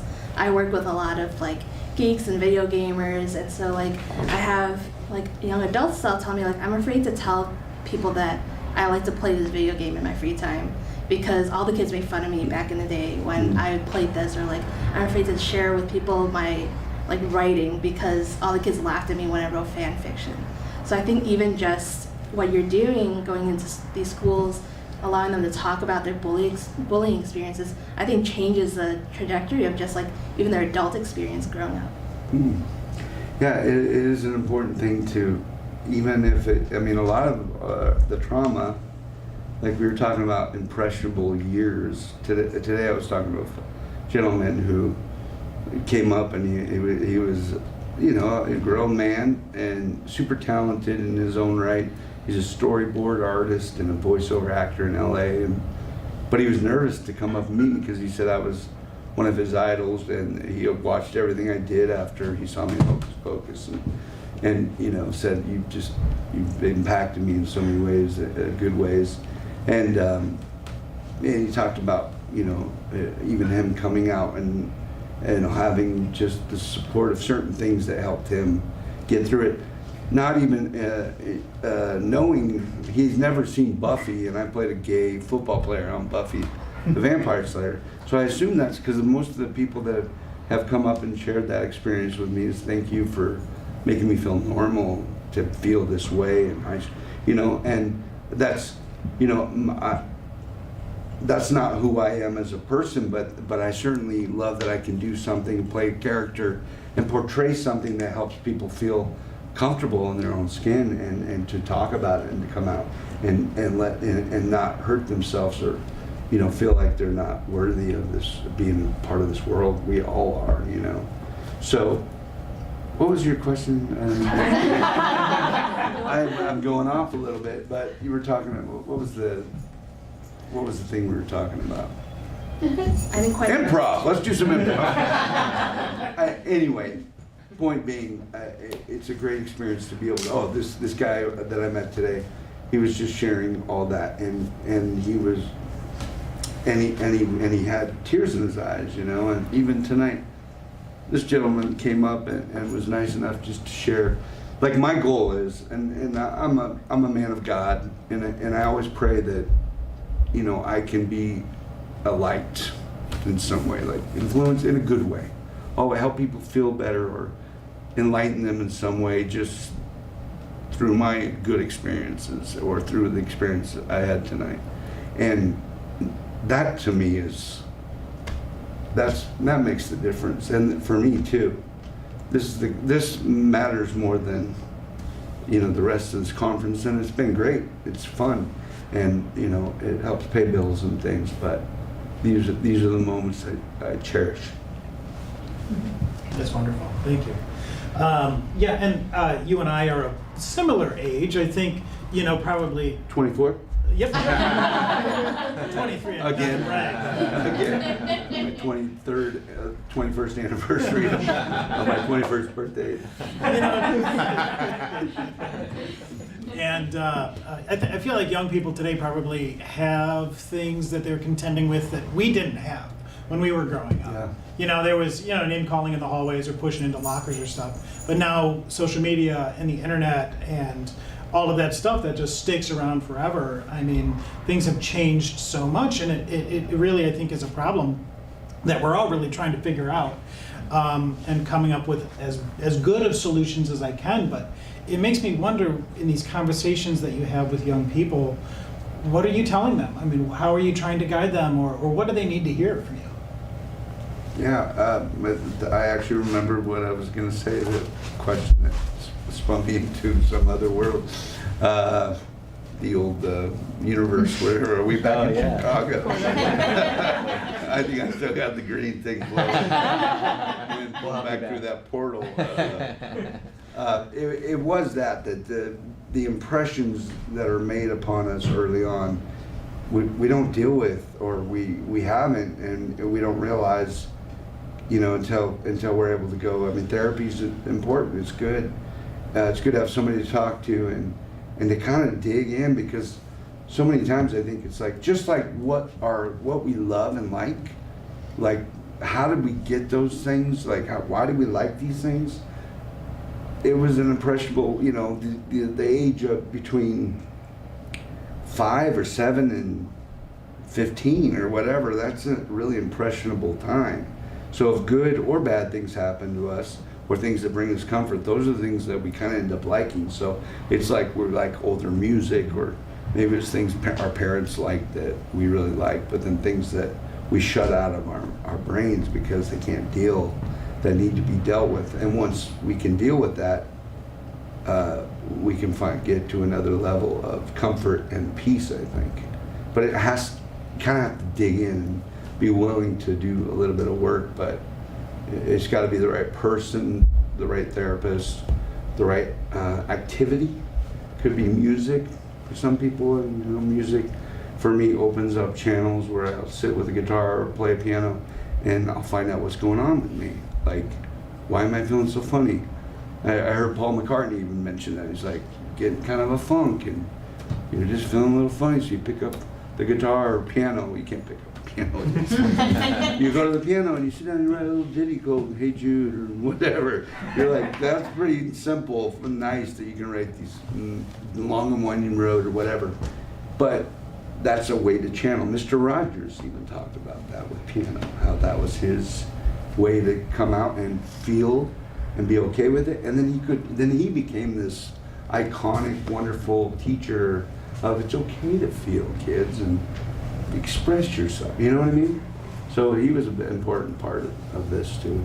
I love Mr. Rogers. I always think about how he was probably a lot of kids' first therapist. Yeah. And he knows it too, because he said he didn't have an outlet. Piano did that for him, but then he thought, I should do this show to help kids feel okay about their feelings. And that was the beginning of the end. You know, we all know Mr. Rogers, and I don't know if it's true or not, but that he was kind of hard, I get tattoos and military guy or something. I mean, I don't know if that's all. I hadn't, has anybody seen the movie? Yeah. Do they go into that at all? Or? No, I think that might be an urban legend. But Okay, well, we'll go with urban legend. Mr. Rogers was a badass. Killed a lot of people before he helped them each other. They were coming after you, Rogers. Have you seen the video where he's testifying in front of Congress? Yeah. Yes. Oh man, that's beautiful. I'll tell you, if anyone's listening to this podcast, The PBS thing, and you haven't seen that video, go on YouTube right now. After the podcast, go on YouTube, watch this thing. It'll tear and your then heart you'll out end the up best on way. Johnny Depp and Amber, and that's a whole nother world. Anyway, Johnny Depp. Huh? Mr. Rogers. I'm also thinking about just how bullying in this day and age is so different with some of the kids that you talk about. Do you notice any differences in the way that kids are bullied these days? Yeah, I mean, it's like it can be online, which was different than what we experienced, not just in-person stuff, but like people making fun of people on their Instagrams or whatever. It's just there's ways. And the saddest stuff is, when the kids don't know where to turn it, and they're losing they're taking their own lives, and that needs to be stopped. Like somebody, at what point did someone not intervene or try to like a 10-year-old? There's been stories like that just like it can't get. It's like if the parenting's not happening, then it's got to be a teacher or somebody in church, whatever it be, like someone who actually takes time to get in there and help before it's too late. Yeah, definitely. Anyone listening, if you're struggling with those thoughts, 1-800-273-8255. It's the National Crisis Hotline, available 24 hours a day. It's funny too, because we talk a lot about bullying in the context of childhood. Of course, we understand that it also happens as adults. It happens in the workplace. But to reconceptualize this idea, and anyone who's ever struggled with any kind of mental illness might understand that mental illness is a kind of bully itself. And mental illness will lie to us and will tell us things that are simply not true.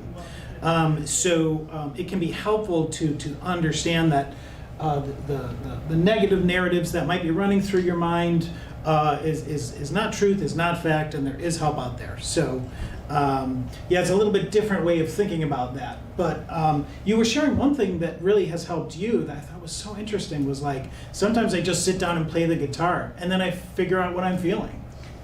Yeah, I mean that's also where the songwriting began for me. And it was just me just fiddling around. And now it's either the music or a lyric will come to mind when I'm going through something. I'll say something to myself that someone's affecting me, and I'm like, ugh, and I'll say something that I'm like, oh, that'd be an interesting, concept for a song. You start exploring, or it's like the soundtrack of life. Sit down, feeling kind of funny, start to play, and you don't know why your fingers I've learned chords, and sometimes I'll just play something I've never played before. If I let go enough, I'll be like, what am I doing? I'm just sliding my fingers up and I'm making the sound, or I start playing notes, and then sometimes it'll be as clear as, I'll have a hook, like one recently that I haven't finished yet is a song called Breakdown Before I Have a Breakthrough. And I recently just sat down and wrote the whole lyric out in a moment. They don't always come out like that, but I've been sitting on this song for probably 2 years, just the idea. And then I pick up again and I'm like, okay, you know, in a relationship, the idea of like, unless we break down and talk about it, we're not going to break through. We're not going to get to the next level. We might have done all this, but like, why aren't we feeling the same way as we did in the beginning? We've lost some kind of love or feeling for it. What are we going to do? Let's talk about it. Let's break down, cry or do whatever to then have a breakthrough. So that's the chorus, and then the rest is like, how do I feel about it? Okay, I don't want to see it. You don't see it my way. I don't see it your way. That's kind of the idea, right? If we could sit down and try to figure it out together, we can find a new way, kind of thing. And then gonna have to break down, over and on until we have a breakthrough. So that helps me go, oh, okay, this is how I'm feeling about my relationship, or if it's something about my dad who I lost, or we lost in 2020 to COVID, you know, out of left field. Sometimes it's just a soundtrack to my emotion there, but it helps. It allows me to cry, which is okay. I don't, you know, men aren't supposed to cry, right? You know, that was the baby boomer era. This era, we can cry all we want. You don't have to do it in front of anybody all the time, but it's so healthy. It really is. Like, I even wrote a song about that. It's okay to cry, you know. It's like it like releases all this tension in your body and your mental, like everything, and you can kind of start anew, you know, kind of start over and have until the next. It's like when you get sick, your stomach's like, I gotta go get rid of it. Emotions the same way. You gotta get rid of it, come back around. You can start like it's a new day. The rain.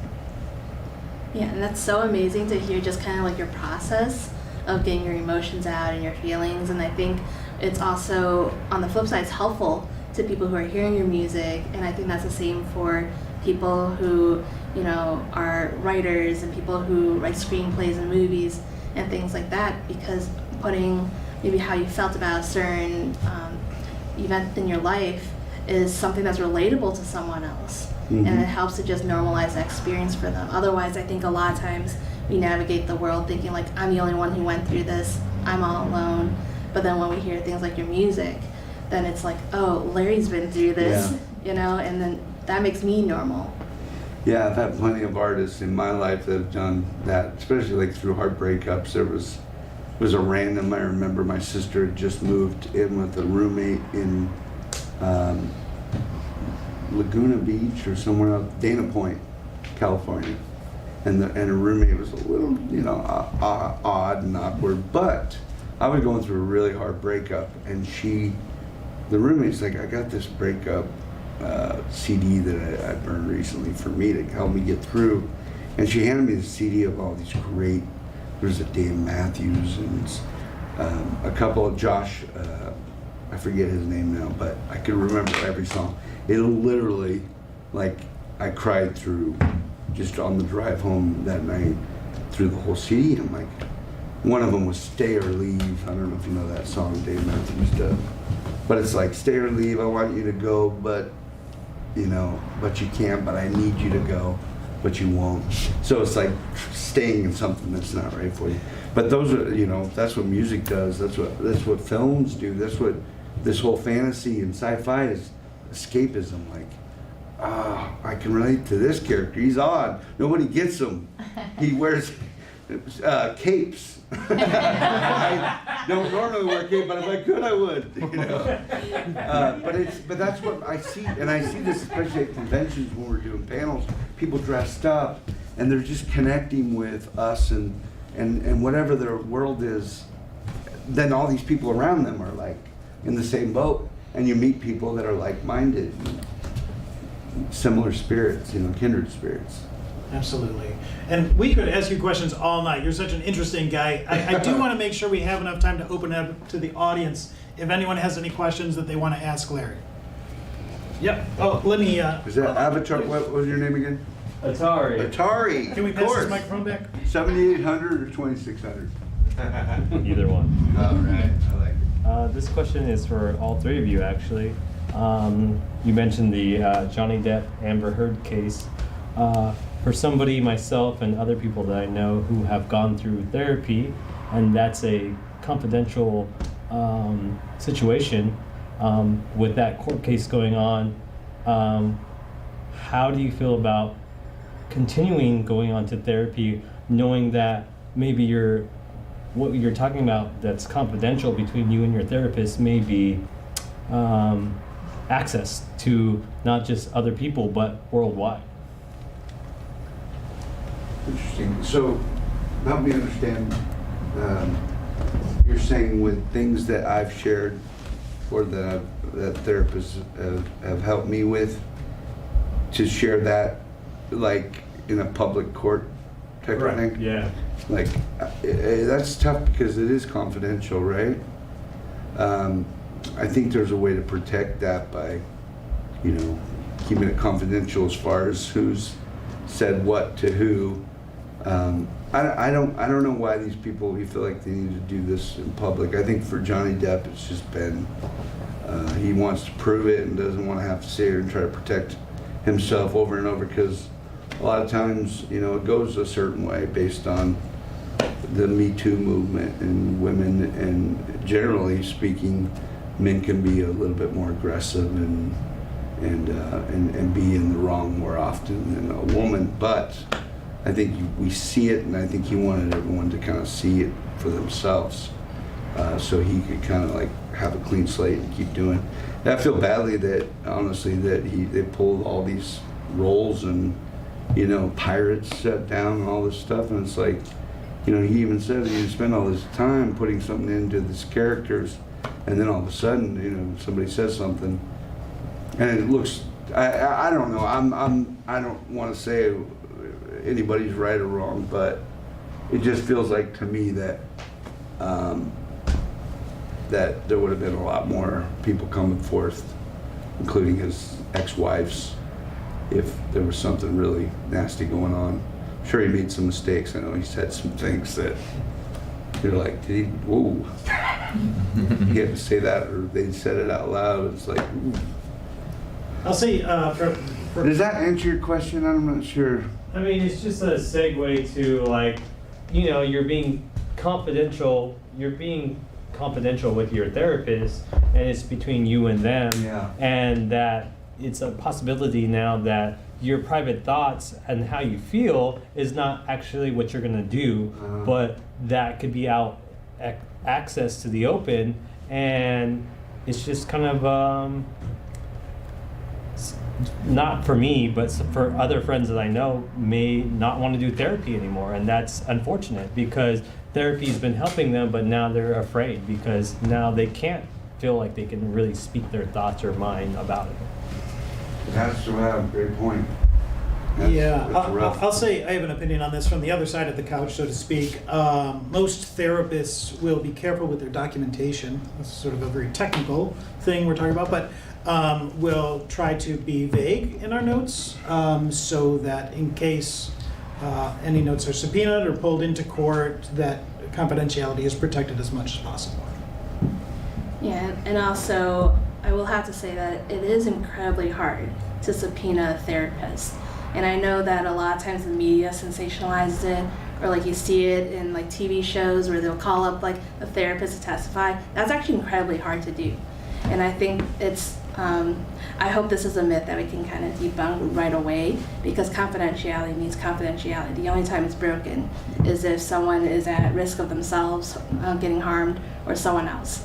And so those are the only two times when there needs to be imminent harm and things like that. So it is really tough to do that, and I hope that that doesn't deter people from therapy, because on a normal basis, people who go to court and attorneys try to subpoena therapists and it doesn't work. And so I think that's a piece of reassurance for people that, confidentiality is preserved as best as possible. Great question. Yeah. I think we have time for maybe one more, if anyone else has a question for Larry tonight. Yeah, over here. So let's get the microphone. I know you talked. Sorry, sir, we're out of time. This is my improv buddy now. Come on. Time travel. We talked a little bit about being the bully in high school and having that transition into adulthood? I know the acting world can be very demanding. How have you had to deal with bullies on set or in your adult life that maybe you learned how to, being in the industry for so long, or have you seen other people act or interact with bullies in your adult world? Great question. I think it's, you just get to a place like, I'm a nice person. I don't like to make anybody feel uncomfortable. If I can dilute it or somehow be the peacemaker in a situation, I won't let anybody cross lines with me now. And if there's an attempt, it's like there's a nice way to go about it in a professional way, I think. But yeah, we have to get better at all. I think all of this. I know for me, it's always hard to say no to people, and you gotta also, you gotta be kind and help as often. But there's certain things that you just have to draw the line, and you have to know what that line is for you. And if anybody comes into that comfort zone, like I've even just being out many times. For example, even last night, we were out at the Bill Murray's, bar in it's called what's the movie? Caddyshack. Caddyshack, yeah. And I try to be nice to everybody, but you get people that don't want to come up to you at the booth because it might cost them money, or the agency has to, there's a contract and they can't cross certain lines there. But they'll try to take advantage, at the bar or whatever it be. And I'll allow that to a degree, but when somebody starts to kind of dominate your space, or I'm trying to catch up with an old friend, Tobias, for example, we try to go out and catch up when we get together in these things. We're buddies and we enjoy each other's company. And we don't always have that time. And there's been many times where people try to sit down with us and have dinner, like you might have, and I've said yes, he said yes before, and we realized we're just we need our time too to like take care of ourselves and take care of, catching up with each other and not having to entertain strangers or whatever it be. So you just, sometimes you have to figure out ways to do it, but you gotta do it. You gotta just let them know, I'm sorry. Even with my brother, we'll go out and we're both kind of the same kind of people. People want to approach us, not even knowing, he's not an actor, he's just a nice guy, but everybody wants to hang out all the time, and then we won't get brother time to catch up. And we both started learning how to be like, hey, it's great, nice to meet you, we're just trying to catch up, so if you don't mind. And if they still insist, then you just go, please. And then you walk away and you go somewhere else if you have to, whatever it be. But is that in the ballpark of what you're talking about, as far as learning how to kind of keep boundaries for people that try to butt in or try to be bold? Yeah, I don't know. Learning where those lines are, and yes, drawing them for yourself. But you have to also, sometimes you learn the hard way by having a night where you're like, that was a long night, I would have rather just done this, and I was trying to appease too many people. And you got to take care of yourself as well, or your family, and let those other times are always going to be there. But we don't know how long we have with our friends and our family, so take care of your family first, or your friends first. Amen. Wonderful. Yeah, I feel like that's the perfect piece of advice to sort of conclude our conversation today. Larry, thank you so much for taking the time to meet with us and talk with us and share a little bit more about yourself. It's been a pleasure, truly, on behalf of Natalie and myself. Thank you so much. Thank you, guys. Thank you all for being here, too. Thanks for that. It was a fun night. Thank you. All right, that's it. Hey, More party drinks. on. All right, Act 2 of Portal-Prov. Back to the portal. This was the intermission. You ready to do Act 2? I'm ready. Finally.